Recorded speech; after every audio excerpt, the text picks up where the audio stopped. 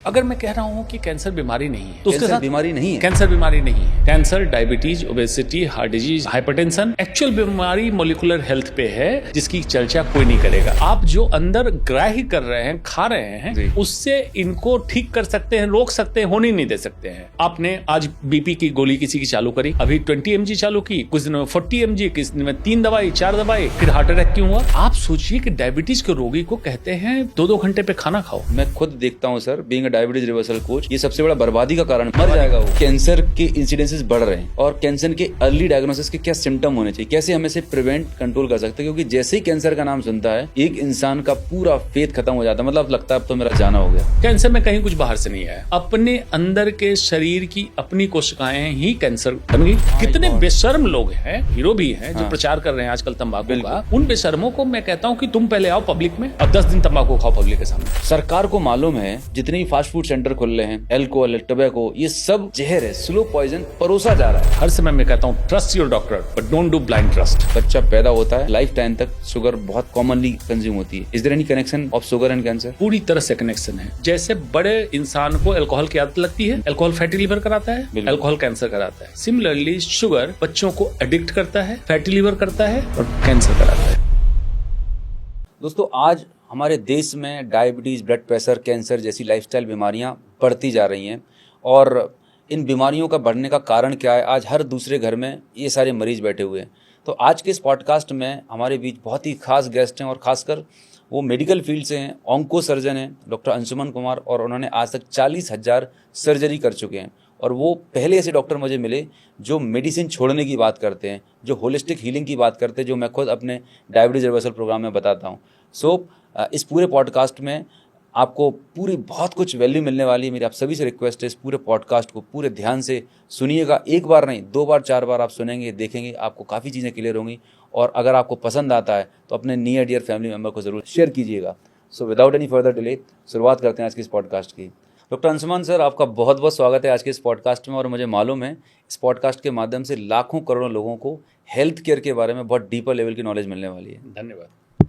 सबसे पहले, चूंकि आप एक ऑन्को सर्जन हैं और मैंने भी लगभग ऑन्कोलॉजी में काफ़ी काम किया है, बहुत करीब से देखा है कैंसर पेशेंट्स को, उनके फैमिली मेम्बर्स को, कि कितने पेन और कितनी तकलीफ से गुजरते हैं। मतलब लोग अपना घर द्वार सब बेच देते हैं, फिर भी वो अपने कैंसर पेशेंट को नहीं बचा पाते। तो सबसे पहली चीज़ तो हम ये जानना चाहेंगे कि आज इंडिया में कैंसर की इंसिडेंस ईयर आफ्टर ईयर बहुत बढ़ती जा रही है, तो ये इसका रीज़न क्या है एंड क्या सिम्टम्स होते हैं जिससे लोग अर्ली स्टेज में इसे डायग्नोस कर सकें, डिटेक्ट कर सकें? देखिए, सबसे पहले तो यही बात जो हुई, कैंसर कॉमन हो गया जी। आज से कुछ साल पहले लेप्रेसी, जब मैं एमबीबीएस का छात्र था, लेप्रेसी को लाइलाज माना जाता था जी। उसका इलाज ढूंढ लिया गया। फिर ट्यूबरक्लोसिस लाइलाज हुआ, फिर HIV का है, एड्स लाइलाज है, अब कैंसर कॉमन भी इलाज। अच्छा, कैंसर से पहले हार्ट डिजीज बेचा गया। मैं क्यों कह रहा हूँ बीमारियाँ बेची जा रही है? अभी भी कह रहा हूँ, कैंसर बाजार में बेचा जा रहा है, इंसान खरीद के ला रहा है। और जिसका व्यापार हो रहा होगा, सारे व्यापारी उसी को बेचने में लग जाते हैं। सही बात है, ट्रेंड बन जाता है। ट्रेंड है। अब इसको ऐसे समझें, कैंसर हो क्यों रहा है और क्या सामान्य लक्षण है जिसके कारण कैंसर को अर्ली पकड़ सकते हैं, जो आपने सवाल किया। तो अगर मैं कह रहा हूं कि कैंसर बीमारी नहीं है तो उसके साथ बीमारी नहीं है, कैंसर बीमारी नहीं है, माय गॉड, कैंसर बीमारी नहीं है, ये मैं कह रहा हूं। Cancer, diabetes, obesity, heart disease, hypertension, polycystic ovarian disease, Alzheimer disease भी भारत में बहुत कॉमन होता जा रहा है। यस, ये बीमारी डायबिटीज नहीं है। ओके। एक्चुअल बीमारी मॉलिक्यूलर हेल्थ पे है, जिसकी चर्चा कोई नहीं करेगा। अब पूछेगा ऐसा क्यों नहीं करेगा जी? ऐसा इसलिए कोई चर्चा नहीं कर रहा है कि इन बीमारियों का, जिनकी मैंने चर्चा की, जिसको बीमारी कहा जा रहा है, ICD कोडिंग कर रखी है, इसकी दवा बनी हुई है। तो दवा बिके, इसलिए इसको बीमारी का दर्जा देना जरूरी है। जिस मोलिकुलर हेल्थ की मैं बात कर रहा हूं, आप भी इस बैकग्राउंड में रहें, glycation, methylation, inflammation, oxidative phosphorylation, membrane instability, mitochondrial dysfunction, इसकी चर्चा कौन करेगा? ये एक्चुअल बीमारी है। इन्हीं 8 एबनॉर्मलिटी जो सेल के अंदर हो रही, उसी कारण सारी बीमारियां परिलक्षित होती है, जो आज की परिभाषा में बीमारी जिसको कहते हैं। मतलब जिन्हें हम सिम्टम के रूप में देख रहे हैं, उनका रियल रूट कॉज कुछ और है। एग्जैक्टली। अब उसको मैं और सिंप्लीफाई करता हूं, समझिए। मैंने कहा कि इन बीमारियों का जिसको ICD कोडिंग करके उसकी दवाइयां बनी है, इसलिए इसको बीमारी का दर्जा दिया गया। ये जो मैंने बात की ग्लाइकेशन ऑक्सीडेशन जो सेल के अंदर है, जी, these diseases, actual diseases, these diseases, molecular diseases, these diseases are not druggable. These diseases are foodable. Okay, आप जो अंदर ग्राह्य कर रहे हैं, खा रहे हैं, जी, उससे इनको ठीक कर सकते हैं, रोक सकते हैं, होने नहीं दे सकते हैं। अब सोचिए, आपने आज बीपी की गोली किसी की चालू करी, जी, तो फिर अभी 20 mg चालू की, कुछ दिनों में 40 mg, किस दिन में 3 दवाई 4 दवाई, फिर हार्ट अटैक क्यों हुआ? अगर तुमने बीपी कंट्रोल कर लिया तो हार्ट अटैक हुआ क्यों? बिल्कुल, डायबिटीज, आज एक दवा, कल 2 दवा, परसों इंसुलिन, फिर भी हार्ट अटैक क्यों हुआ? फिर भी रेटिनोपैथी क्यों हुआ? किडनी फेलियर क्यों हुआ? आप सोचिए, कैंसर का इलाज तुमने कर दिया, आज ऑपरेशन हो गया, कीमोथेरेपी हो गई, तो फिर कैंसर पलटा क्यों? रिलैप्स हो जाता है। मतलब जितने भी डिग्री जो करंट मेडिकल का करिकुलम है जो पढ़ाया जा रहा है मेडिकल कॉलेजेस में, ये करिकुलम आउटडेटेड है या ऐसा डिजाइन ही किया गया जानबूझ के? बहुत पते की बात की। देखिए, यही है कि आप नॉलेजेबल इस फील्ड की जानकारी, इसलिए आपने सवाल कर लिया। जी, कॉमन पब्लिक को तो पता भी नहीं होगा ये सवाल। बिल्कुल, जो एमबीबीएस की पढ़ाई है उसका करिकुलम कौन डिसाइड करता है? अमेरिका। बिल्कुल, ठीक, हाँ जी, अमेरिका में एमबीबीएस का करिकुलम कौन डिसाइड करता है? Pharma companies, pharma lobby. Pharma lobby क्या अपने एजेंट को तैयार करेगी जी, कि जो दवाइयां लिख सके, या ऐसा तैयार करेगी जो दवाई बंद करा सके? वो तो धंधे के लिए बैठे हैं, बिजनेस के लिए बैठे हैं। बिजनेस के लिए बैठे हैं। बिल्कुल, अब उस एमबीबीएस क्यूरिकुलम में अमेरिका के आंकड़े के हिसाब से बता रहा हूं कि एमबीबीएस के 5 साल की पढ़ाई में 19.6 आवर्स न्यूट्रिशन के बारे में पढ़ाया जाता है, सिर्फ 19.5 घंटे। सिर्फ 19.5 घंटे, 19.5 घंटे 5 साल में। उस डॉक्टर से आप उम्मीद करेंगे कि आपको बताएगा कि खाने में क्या खाओ क्या ना खाओ? पढ़ाई नहीं किया। और धीरे धीरे इसको कम किया जा रहा है। ये फार्मा लॉबी की एक रची हुई साजिश है। It's global scam, global scam, my global scam. क्या आप इससे अवगत ना हो? अब जो डॉक्टर आउट ऑफ इंटरेस्ट, अब डॉक्टर यहां डेफिशिएंट हो गया, अब डाइटिशियन जो सोकॉल जो सोचते हैं क्या डाइटिशियन के पास चलो, डाइटिशियन को मेडिकल नहीं पता है कि बॉडी की एनाटॉमी कैसे काम करती है, फिजियोलॉजी कैसे चलती है, हार्ट क्या होता है, ब्लड वेसल क्या होता है, पता ही नहीं है। राइट, उससे क्या उम्मीद करेंगे? वो तो कहेगा 2-2 घंटे में खा लो, इंसुलिन स्पेक बढ़ाओ, डायबिटीज और खराब करो। सही बात है। आप सोचिए कि डायबिटीज के रोगी को कहते हैं डाइटिशियन कि 2-2 घंटे पे खाना खाओ। मैं खुद देखता हूँ sir, being a diabetes reversal coach, ये सबसे बड़ा बर्बादी का कारण, मर जाएगा वो, मर जाएगा। आप सोचिए कि डाइटिशियन ही कहते हैं। अब जब मैं कहता हूँ dietitian are idiots, they don't know. Exactly, similarly doctors को नहीं पता है। तो इन दोनों के एक समावेश करने के, एक सम्यक स्थिति में लाने की जरूरत है कि बीच के पॉइंट पे दोनों पहुंचे। करेक्ट, और पेशेंट सेंट्रिक अप्रोच इनका हो, तब कोई रास्ता होलिस्टिक अप्रोच, होलिस्टिक अप्रोच जी, जिसमें सारी विधाओं की जो अच्छी चीजें हैं, जी, बीट डाइटिशियन, न्यूट्रिशनिस्ट, लोगों को तो यही नहीं पता है फूड साइंस और न्यूट्रिशन साइंस में क्या अंतर है, तो क्या बात करेंगे आप? सही बात है। उसके बाद आयुर्वेद, नेचुरोपैथ, योगा और मॉडर्न मेडिसिन, सबकी अच्छाइयों को मिला दो, गंदगी को हटा दो। क्या बात है। वो जो होलिस्टिक अप्रोच आएगा वो एक्चुअल पेशेंट सेंट्रिक होगा, या पीपल सेंट्रिक कहें, पेशेंट भी नहीं। हाँ, जो स्वस्थ हैं वो स्वस्थ रहें, बिल्कुल, और जो बीमार हो उनको हम ठीक कर लें। करेक्ट, तब जाके कोई वाकई एक प्रोटोकॉल बन सकता है। जी, और भारत में ये संभव है। राइट, भारत में इसलिए संभव है कि 6 के 6 विधाएं भारत में हैं। यस, दूसरे कंट्री के पास नहीं है 6 विधाएं। नहीं, लेकिन भारत में क्या है, सब अपने अपने ईगो में, अपने बलून में है। आयुर्वेद का अपने ईगो में फंसा हुआ है, मॉडर्न मेडिसिन वाला अपने ईगो में फंसा हुआ है, सरकार अपने ईगो में फंसी हुई है, फार्मा कंपनी अपने ईगो में फंसी हुई है। ईगो छोड़ के जो बीच में आ सकते हैं आए और एक प्रोटोकॉल बनाए, होलिस्टिक केयर का हॉस्पिटल खुले, और उसको देखिए उसमें क्या इलाज होता है। मैं आपकी बात से 100% सहमत हूँ। कुछ लोग बोलते हैं डायबिटीज़ रिवर्सल करने के लिए क्या डॉक्टर सफिशिएंट है, क्या डाइटिशियन सफिशिएंट है, क्या योगा सफिशिएंट है? मैंने कहा अकेला कोई सफिशिएंट नहीं है, बिल्कुल, ये एक टीम वर्क है। कोई भी लाइफस्टाइल डिसऑर्डर है, बिल्कुल, वो it requires a team effort, और एक टीम अच्छी मिल जाए सही इंटेंशन के साथ में, तो आज जो करोड़ों लोग परेशान हो रहे हैं हिंदुस्तान में, वो ठीक हो सकते हैं। डायबिटीज कैपिटल है। यस, कैपिटल बन गई है। और ये सोचिए कि हम प्रोटोकॉल किसका फॉलो कर रहे हैं? अमेरिका का। कैपिटल हमारे यहाँ, हाँ, प्रोटोकॉल अमेरिका का। मैक्सिमम लोग कार्ब खा के और मल्टीपल टाइम खाना खा के डायबिटीज हो रहे हैं, कैसे शिकार हैं। टाइप 2 डायबिटीज, यस, टाइप 1 की बात मैं नहीं कर रहा हूँ, टाइप 1 चलिए अलग चीज है जी, लेकिन टाइप 2 डायबिटीज हम रोक सकते हैं, टाइप 3 डायबिटीज रोक सकते हैं। क्या तमाशा चल रहा है। मैं इसे यूँ बोलता हूँ सर कि ये एक बाजार बन चुका है, जो आप भी बता रहे हैं। कहा जाता है कि मर्ज भी जिंदा रहे मरीज भी जिंदा रहे और हमारा धंधा चलता रहे। आपका क्या राय है इस बारे में? देखिए, सीधी सी बात है, जब बाजार होगा, व्यवसाय होगा, तो बाजारू लोग करेंगे क्या? वो कोई क्वालिफाइड लोग तो है नहीं जी। लेकिन मुझे अफसोस डॉक्टरों से ये लगता है, अच्छा मैं क्या बताऊँ, फार्मा लॉबी से भी यही लगता है। जब मैं एमबीबीएस कर रहा था तो जो फार्मा कंपनी के लोग आते थे मिलने हमारे टीचर से, हम लोग तो जी। छात्र थे, मैक्सिमम वो दवाई का सैंपल देते थे, जी। एक आध कलम देते थे। यस। तो कलम हम लोग स्टूडेंट को दे दिया था, भाई पढ़ने लिखने वाले राइटिंग हैं। पैड, कलम वगैरह कलम, मिलती थी। यस। यही। ये कब ये पर्दा हटा और टू ट्रिप स्पॉन्सर होने लगा और गिफ्ट बड़े बड़े गाड़ियां और ये सब मिलने लगी, ये कब हुआ? वो पैसा किसका है? वो फार्मा कंपनी का पैसा है, आम जनता का पैसा है, गरीब को पैसा है। ये जो हुआ, इसलिए फार्मा कंपनी से मुझे नाराजगी है। बिल्कुल कि ये क्यों किया तुमने? वहां तक ठीक था, एक सम्मान था। हाँ, हमारे टीचर उन दवाइयों को, सैंपल की दवाइयों को गरीब मरीजों में बांट देते थे। बिल्कुल बिल्कुल। ये बिल्कुल ठीक है, ये आप सम्मान की तरह दे रहे हैं, वो गरीब मरीजों की मदद कर दे रहे हैं, एक सिम्बायोटिक रिलेशनशिप। Correct correct. लेकिन कब ये पर्दा हटा? पिछले 20 साल में, और सिचुएशन यहाँ पहुँच गई। मैं तो पिछले 20 साल से किसी कंपनी वाले से नहीं मिला, लोग नाराज रहते हैं मुझसे, कंपनी वाले जी। और उनको लगता है कि बहुत अहंकारी। मैं अहंकारी नहीं हूँ जी। मैं जानता हूँ तुम खरीदने आ रहे हो, मैं बिकने वाला नहीं हूँ। राइट। तो भाई बाजार में तो तभी मैं खड़ा हूँ जब मैं बिकने को तैयार हूँ। जी। तुम बहुमूल्य बना सकते हो मुझे, लेकिन मैं अमूल्य हूँ। क्या बात है, बहुत खूबसूरत बात कही डॉक्टर अंशुमन जी। प्राइस क्या लगाओगे तुम? सही बात है, सही है। तो जो आपने अभी कन्वर्सेशन की बात पहले बात कर रहे थे, डॉक्टर शब्द का मीनिंग क्या है? लोग डॉक्टर को भगवान मानते हैं, एक्चुअल में डॉक्टर की क्या मोरल रिस्पॉन्सिबिलिटी है सोसाइटी को? देखिए, डॉक्टर को भगवान मत मानिए। डॉक्टर एक साइंस का विद्यार्थी है जी।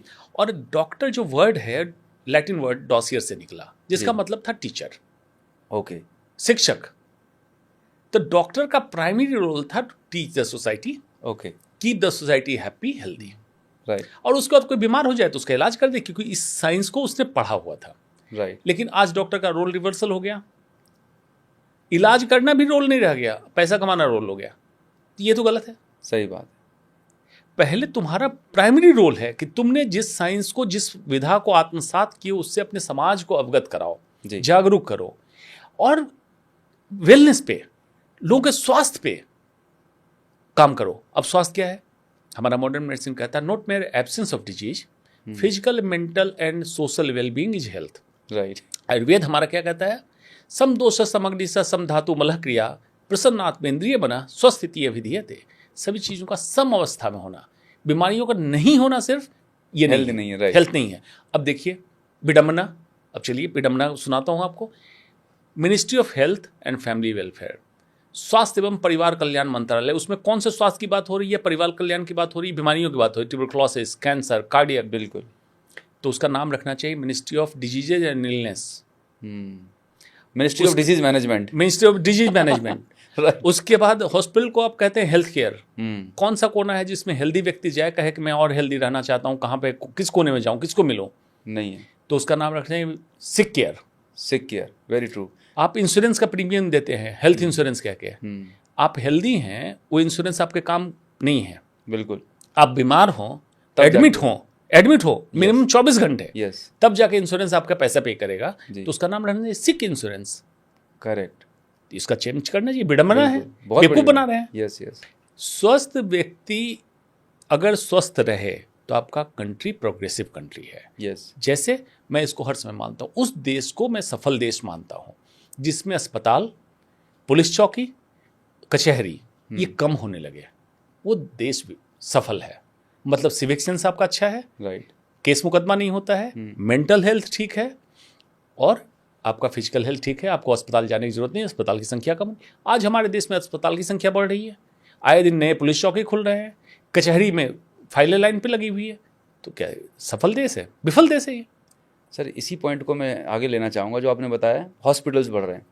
अब हॉस्पिटल नहीं 5 स्टार हैं, मतलब अच्छा हम बोल रहे हैं कि हम तरक्की कर रहे हैं, तो मैं पिछले 20-30-40 सालों से ऑब्जर्व कर रहा हूँ being in health care industry कि तरक्की किस बात की है आपकी। एक तरफ हमारे हॉस्पिटल्स बढ़ रहे हैं, हर साल हम नई नई दवाइयाँ लॉन्च कर रहे हैं, हर साल नए नए डायग्नोस्टिक टेस्ट लॉन्च हो रहे हैं। तो इसका मतलब अगर कोई चीज़ तरक्की करती है तो बीमारियों का ग्राफ कम होना चाहिए, बीमारियां कम होनी चाहिए। टाइम्स ऑफ इंडिया में फ्रंट पे आना चाहिए कि इतने कैंसर के मरीज ठीक हुए, इतने लोगों की दवाइयाँ ठीक हुई, पर गेम तो कुछ और चल रहा है। गेम बिल्कुल चल रहा है। देखिए, उसमें तो कंट्री के पूरे सिविक सेंस की बात होनी चाहिए। जी अभी मैं कुछ दिन पहले डेनमार्क में था, जी हैप्पीनेस इंडेक्स टॉप पे, यस लॉन्जेविटी, वेलनेस, उस कंट्री को मैं प्रोग्रेसिव कंट्री मान रहा हूँ। राइट देखिए, ब्लूटूथ से लेके क्या इन्वेंशन, छोटी चीजें जी कितनी इन्वेंट कर रहे हैं। छोटा सा कंट्री, इतना छोटा सा कंट्री है। राइट वहां जाके देखिए गायों की सेवा, देखिए, राइट हम कहते हैं गाय माता है, उनको जाके देखिए क्या कर रहे हैं। स्विट्जरलैंड से लेके डेनमार्क तक दूध जी का वो देखिए कि क्या मतलब गाय को रखा हुआ है। करेक्ट कहने का मतलब हम जो हैं हिपोक्रेट टाइप के हैं, हिपोक्रेसी में हम जीते हैं। Right dual standard dual standard, कहते कुछ और हैं, दिखाते कुछ और हैं, करते कुछ और हैं। अस्पताल बढ़ा के आप सफलता दिखा रहे हैं, अस्पताल कम करके सफलता दिखाइए। और मैं तो पर्सनली मानता हूं कि मैं उस दिन अपने को सफल डॉक्टर मानूंगा जिस दिन भारत को मेरे जैसे लोगों की जरूरत कम होने लगेगी, मैं अपने को सफल डॉक्टर मान लूंगा। क्या बात है, बहुत खूबसूरत। डॉक्टर साहब, जैसा मैंने आपसे पूछा था कि कैंसर के इंसिडेंसेस बढ़ रहे हैं, राइट, और कैंसर के अर्ली डायग्नोसिस के क्या सिम्टम होने चाहिए, कैसे हम इसे प्रिवेंट कंट्रोल कर सकते हैं, क्योंकि जैसे ही कैंसर का नाम सुनता है एक इंसान का पूरा फेथ खत्म हो जाता है, मतलब लगता है अब तो मेरा जाना हो गया। देखिए, कैंसर के क्या लक्षण होते हैं, पहले ये समझना जरूर कैंसर है क्या। जी कैंसर में कहीं कुछ बाहर से नहीं आया, ओके अपने अंदर के शरीर की अपनी कोशिकाएं ही कैंसर बन गई। अब इसको कैंसर का डेफिनेशन क्या है, abnormal purposeless cell growth of our own body cell is cancer. Okay असामान्य उद्देश्य विहीन शरीर की अपनी कोशिकाओं का बेतरतीब वृद्धि हो जाना ही कैंसर है, जिसमें एक क्षमता आ जाए एक अंग से दूसरे अंग में जाने की।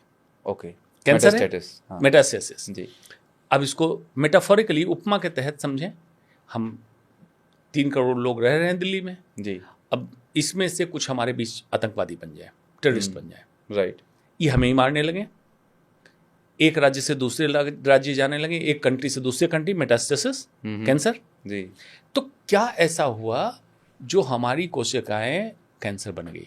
हाँ। हर दिन हर व्यक्ति में कैंसर सेल बनता है, ओके लेकिन हमारा बॉडी का डिफेंस सिस्टम जो पुलिस सिस्टम है हाँ वो उसको पकड़ता है, किल कर देता है। राइट बस इतनी बात है। जी अब या तो आपका डिफेंस सिस्टम कमजोर हो जाए जी या ये सेल तेजी से पनपने लगे, दो ही बात हो सकती है। राइट तो प्रताड़ना आपने बार बार की, लगातार की, वो प्रताड़ना व्यसन, वो प्रताड़ना एबनॉर्मल डाइट, वो प्रताड़ना abnormal sleep, abnormal hormone, abnormal chemicals, ये कुछ भी हो सकती है, कारण कुछ भी हो सकता है, कोशिकाएं आपकी होगी। आपको पूरी मेहनत करनी पड़ेगी कैंसर को ग्रो कराने में। और मैं कहूं तो हर दिन कैंसर बाजार में बिकता है और हम बाजार से खरीद के घर लाते हैं। मतलब जितने भी मार्केट में पैक्ड फूड, प्रोसेस फूड, जो भी कुछ कॉस्मेटिक्स हैं, आए दिन देखने में मिलता है, जो कॉस्मेटिक्स हैं, प्लास्टिक की बॉटल्स हैं, पेस्टिसाइड्स का इतना यूजेस हो रहा है, राइट। तो आपको मैं बताऊं तो सुबह से इंसान पूरी कोशिश में कैंसर लाने के लिए करता है। सुबह जगते हैं जी, आप टूथपेस्ट लेते हैं, टूथब्रश लेते हैं, Right. ट्रैक्लोसोन टूथपेस्ट में, triclosan phosphate, L'Oréal sulphate, L'Oréal sulphate, cancer झाग बनाने वाला जो है, हाँ, कोलोरेक्टल कैंसर उसकी वजह से होता है। उसकी वजह से होता है। My God. पढ़ें, रिसर्च पेपर पढ़ें। तो पेस्ट नहीं करना चाहिए मतलब? अब उस पेस्ट को तो नहीं करना चाहिए। ओके, तो क्या अल्टरनेट हो सकता है उसके बाद शैम्पू, जी साबुन, जी पैराबेन, थैलेट्स, कैंसर। आप ब्रेकफास्ट के लिए बैठे, प्रोसेस्ड सैंडविच और इस तरह का processed and packed food, right, plastic में wrap, processed and packed food, high glycemic index, saturated fat, cancer. Palm oil, high Palm fructose oil, corn syrup, high corn syrup, maple syrup, right, cancer. Plastic की plate, plastic के wrapping, bisphenol A, phthalates, microplastics, nanoplastic, cancer. ऐसे करते अगर मैं जाऊं तो चाय पीने निकले, सिगरेट पीने निकले, एयर पोल्यूशन निकले, पेस्टिसाइड्स, एडल्ट्रेटेड फूड, कॉस्मेटिक्स जो लड़कियां लगा रही हैं, ट्रांसडर्मल एब्जॉर्प्शन, जी, lipstick, heavy metals, yes, hair colour. अब हर चीज़ पे मैं कर रहा हूं तो लोग कहते हैं क्या छोड़ दें सब? भाई मैं नहीं लगा रहा हूं तो मुझे कि निकाल दिया, मुझे इंडियन सिटीजन का दर्जा नहीं है क्या? भाई अगर तुम्हारे बाल सफ़ेद हो रहे हैं तो हो रहे हैं, रखो बाल सफ़ेद। किस लिए तुमको उसको काला करना है? किस लिए तुमको 14 साल की उम्र में रहना है? अगर तुम्हारी उम्र 50 की है तो 50 की बताओ 50 की है, तुम्हें फक्र होना चाहिए कि तुम 50 के हो। क्यों कैंसर खरीद रहे हो? झूठा दिखावा। झूठा दिखावा, वही डुअल स्टैंडर्ड। राइट। तो एक तो इसको फिजिकल फॉर्म में लीजिए और दूसरा लीजिए मेंटल फॉर्म में। ऐसे इंसान भी अंदर कन्फ्लिक्ट में जी रहा है, दोहरी जिंदगी जीना चाह रहा है जी। उसको मालूम है कि मैं बुढ़ा हो गया हूं या बुढ़ी हो गई हूं, लेकिन चेहरे पे क्रीम लगा के अपनी झुर्रियां छुपा रहा है। मालूम है कि मैं बुढ़ा हूं तो बाल रंग रहा है। उस रंगे हुए उस डाई में क्या क्या केमिकल है आपको पता भी नहीं है। कुछ चीज़ें तो प्रेशर डाल के अमेरिकन एजेंसी कुछ ऐसी लिखवा देती है, यहाँ तो इंडिया में तो कुछ भी पैकेट कर दे ये लोग। राइट। ये आपको पता नहीं है। Processed and ultra processed food, Nova, Brazil का एक क्लासिफिकेशन, नोवा क्लासिफिकेशन फूड का जी। 1 2 3 4 3 4 को processed and ultra processed food को कहता है पॉइजन। My God. अब लोग समझ रहे हो क्या होता है processed ultra processed food. Simply मैं उनको कहूँगा कि भारत के लिए क्लासिफिकेशन जो मैं दे रहा हूँ समझ लो। 3 रसोई है, भगवान की रसोई, प्राकृतिक भोजन जो जैसे निकला खा सकते, नेचर ने जैसे दिया, नेचर ने दिया, बिल्कुल, फल फ्रूट्स कच्ची सब्जियां जो खा सकते, सलाद, बिल्कुल, ये आपका स्वास्थ्य बिल्कुल ठीक रखेगा। राइट। दूसरा इंसान की रसोई, शुद्ध भारतीय भोजन जो हमारी रसोई में बन रहा है, ताज़ा गरम खाओ, जो जिस एरिया के हो उसी एरिया का खाना खाओ, रीजनल खाओ, सीजनल खाओ। Very true. ये भी स्वास्थ्य। तीसरा है शैतान की रसोई। ओके। सारे पैक्ड और प्रोसेस्ड फूड वो शैतान ने बनाया है आपको बीमार करने के लिए। तो एक फूड लॉबी आपको बीमार कर रहा है, फार्मा लॉबी गिद्ध की आंख लगाए बैठा है, और तीसरा हॉस्पिटल लॉबी जो इंतजार कर रहा है कि तुम वहां आओ। इनने टीम बना ली है। टीम बना ली। ओहो, क्या बात, नेक्सस है। और इसके ऊपर cherry on the cake tobacco lobby. क्या बात है। वो नहीं चाह रहा है कि तुम अवेयर हो कि टोबैको कितने नुकसान है। वो कहता है, टोबैको लॉबी वाले मेरे साथ डिबेट में बैठते हैं तो कहते हैं कि कहाँ एविडेंस है कि तंबाकू से कैंसर होता है। कितने बेशर्म लोग हैं। गूगल सर्च करेंगे हर चीज के लिए, लेकिन इसके लिए सर्च नहीं करेंगे कि टोबैको कॉजेज कैंसर। तो मैं एक ही बात कहता हूँ कि मेरे ओपीडी में आ जाओ, जितने मरीज माउथ कैंसर के, लंग कैंसर के, इसोफेगस कैंसर के, मैं दिखा दूंगा को उन्होंने तंबाकू ही लिया था। लेकिन बेशर्मी की हद होती है। अब उस बेशर्म को, या 3 बुढ़े फिल्म के हीरो भी हैं जो प्रचार कर रहे हैं आजकल तंबाकू का, बिल्कुल।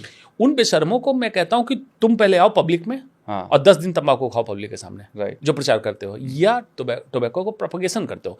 भाई तुम सही चीज बता दो, जागरूक करो लोगों को। सही है। लोग कहते हैं किसान मर जाएगा। एक बार बड़ा विरोध हुआ मेरा कि आप तो तंबाकू के खिलाफ बोलते रहते हैं, किसान मर जाएंगे। मैंने कहा जिस खेत में, जिस जमीन में, जिस सॉइल में, प्रॉपर्टी ऑफ सॉइल जो है, तंबाकू उत्पाद हो सकता है, उसमें दलहन के उत्पाद बहुत बढ़िया होगा। इंडिया हर बार इंपोर्ट करता है दलहन का। हमारी दलहन खेती बढ़ा दो, किसानों की इनकम बढ़ जाएगी। अरहर की खेती बढ़ाओ यहाँ। तो डॉक्टर साहब, मैं यहाँ पे एक चीज़ पूछना चाहूँगा। सरकार को मालूम है कि ये जितने भी फास्ट फूड सेंटर खुल रहे हैं, एल्कोहल, टोबैको, ये सब जहर है, स्लो पॉइजन परोसा जा रहा है बच्चों को बचपन से, स्कूल कॉलेज में, हर जगह। इनफैक्ट मैं तो बड़े से बड़े हॉस्पिटल की कैंटीन में गया हूँ, मैंने ताज़े फल कटे नहीं देखे। 99% समोसे, burger, pizza, T, coffee, biscuits रहते हैं। रेयरेस्ट, मतलब मैं भोपाल में गया 2-3 बार, मैंने ऑब्जर्व किया कुछ है ही नहीं है। तो गवर्नमेंट इन पे बंद क्यों नहीं करती? रूट कॉज पे काम क्यों नहीं करती? भारत के किसी स्कूल या किसी कॉर्पोरेट अस्पताल में आपको कोई भी अनप्रोसेस्ड खाना नहीं मिला। सारे खाने प्रोसेस्ड एंड अल्ट्रा प्रोसेस्ड मिलेंगे। बिल्कुल मिलते हैं। मतलब बीमारी बेची जा रही है वहां भी, अज्ञानता। अब जो आपने पूछा, भारत में बैठी सरकार, चाहे राज्य सरकार हो, कोई भी हो, रेगुलेटरी बॉडीज हो, इट डजंट मैटर। मतलब हमारे लिए कोई पार्टी मैटर नहीं करता। हमारे लिए जो चुन के गए हो, executive, legislation and judiciary, right, 3 ही हमारे लिए हैं जी। तो चुन के गए लेजिस्लेचर है। अब वो भिक्षुक है। वो भिक्षुक है। अच्छा। पेट पीठ दोनों मिलकर हैं एक, चल रहा लकुटिया टेक, मुट्ठी भर दाने को भूख मिटाने को, 2 टूक कलेजे को करता पछताता, हर 5 साल में आता। ये है आपके नेता। जो 5 साल में आया है वो कहीं से गरीब घर से उठ के गया। उसको है कि गरीब से मतलब है मानसिक गरीबी, मानसिक गरीबी। वो भूखा है, उसको लूटना है 5 साल, और लूट के इतने पैसे कमाना है कि बड़ी बड़ी गाड़ियां, बड़े बड़े घर, और फिर टिकट खरीदना है अगले। वो आपकी बात सोचेगा। सही बात। क्या बात कर रहे हैं। वो आपके लिए उसको नहीं मालूम है कि तंबाकू से, शराब से या प्रोसेस्ड फूड से, फूड इंडस्ट्री जो इतना हावी हो गई है या फार्मा लॉबी हावी हो गई है, उसको नहीं मालूम है, सब मालूम है। लेकिन वहाँ से ही उसको स्पॉन्सरशिप मिल रही है, यस, फंडिंग मिल रही है, फंडिंग वही है। क्या बात है। वो कि उसको क्यों मत करेगा? तो कुल मिलाकर डॉक्टर साहब, जिम्मेदारी एक आम इंसान को खुद को लेने की ज़रूरत है। हर समय स्व स्थिति इति स्वास्थ्य, स्वास्थ्य में स्व ही है। हाँ, तो आप जागरूक होइए स्वास्थ्य के लिए, किसी के भरोसे मत रहो। किसी के भरोसे मत रहो। जैसे ही हर इंसान सोच ले कि मैं जागरूक हो जाऊंगा, यस, हर इंसान जब वोट लेने मांगने भिक्षु 5 साल बाद आएंगे, तो आप जैसे ही कहने लगोगे स्वास्थ्य मेरी प्राथमिकता है, तुम मंदिर बनाओ ना बनाओ, 370 हटाओ ना हटाओ, कुछ करो ना करो, हमारी स्वास्थ्य शिक्षा और सुरक्षा इंश्योर करो, पहली श्योरिटी है। पहली श्योरिटी। बदल जाएंगे, नेता बदल जाएंगे। Very true. नेता बहुत सूड होते हैं, वो वही करेंगे जो पब्लिक डिमांड करेगी, उनको वोट चाहिए, तो पब्लिक को रिस्पॉन्सिबिलिटी लेनी पड़ेगी। ऐसे नहीं होगा डॉक्टर कर दे, डॉक्टर कर दे, डॉक्टर क्या करेगा? सही है भाई, आप लोग क्या कर रहे हैं? मेजॉरिटी में आप लोग गलतियां आप करो और ठीक होने के लिए यहाँ पे करो।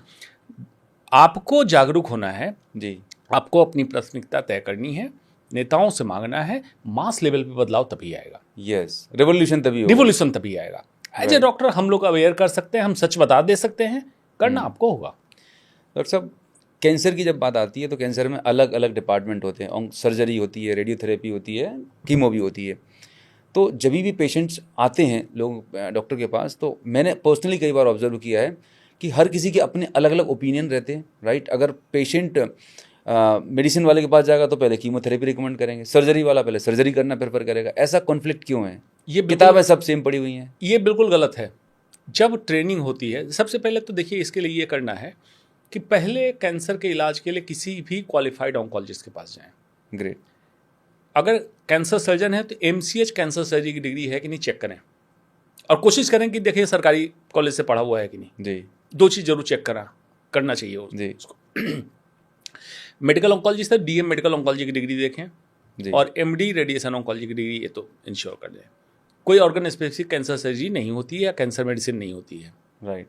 कैंसर पूछता नहीं है कि किस संग में जाऊं, तो ऑर्गन वाला कैंसर नहीं होता है। राइट। ये सब कॉर्पोरेट का तमाशा किया हुआ है। ओके। उसके बाद दूसरी बात जो मैं हर समय कहता हूँ, कॉन्सेप्ट ऑफ 3M।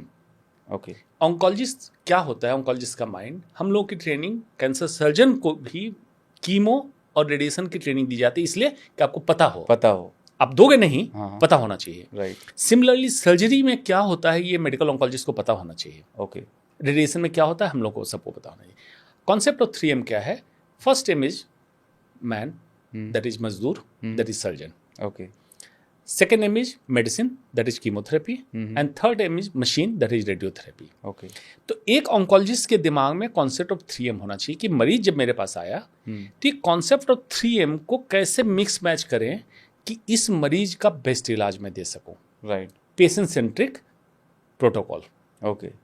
लेकिन जो आपने बात कही वो डॉक्टर सेंट्रिक प्रोटोकॉल है। ओके। कि डॉक्टर अपने फायदे का प्रोटोकॉल दे रहा है मरीज को, पेशेंट के फायदे का प्रोटोकॉल नहीं दे रहा है। अदरवाइज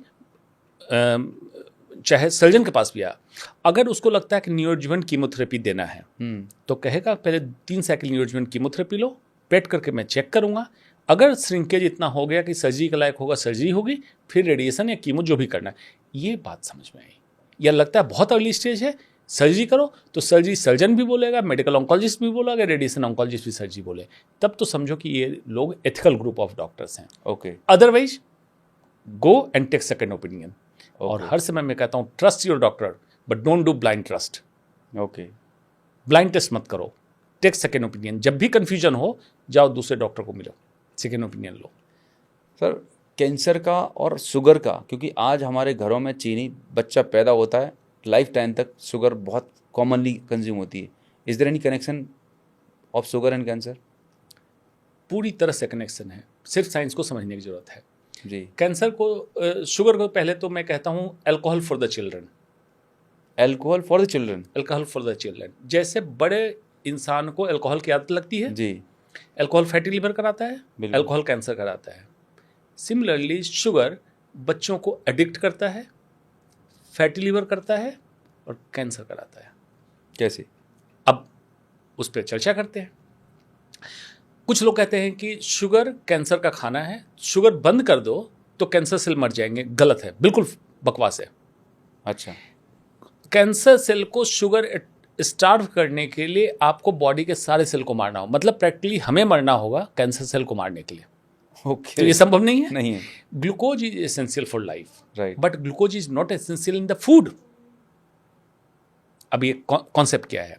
हम खाने में फैट ले रहे हैं, प्रोटीन ले रहे हैं, राइट, ये हमारे लिवर में जाकर नियोग्लूकोजेनेसिस एक प्रक्रिया है जी, जिसमें ग्लूकोज बन जाएगा जी। लेकिन वो लिवर उतना ही ग्लूकोज बनाएगा जितने हमारे बॉडी को चलाने के लिए चाहिए। ओके, जब हम बाहर से ग्लूकोज लेते हैं, हमारे पास कोई मेजरमेंट तो है नहीं कि बॉडी को कितना चाहिए, राइट, हमने लिया। अब जैसे ग्लूकोज लिया, शुगर लिया, कोई भी मीठी चीज ली, ब्रेन में डोपामिन रिलीज हुआ। डोपामिन मॉलिक्यूलर मोर हेडोनिस्टिक मॉलिक्यूल है। ये कहता है वाव, मजा आया, किक मिलती है, किक मिलती है, एडिक्ट हुए। Yes. सिमिलरली जैसे आप एडिक्ट होते हैं स्मोकिंग के, चाय के, अल्कोहल के, pornography, sex, gambling, shopping, social media, screen, same तरीके से डोपामिन सर्ज होता है शुगर में। ओके, आप एडिक्ट हुए, अभी लिया, थोड़ी देर बाद शुगर क्रैश किया, फिर आपने लिया, फिर लिया।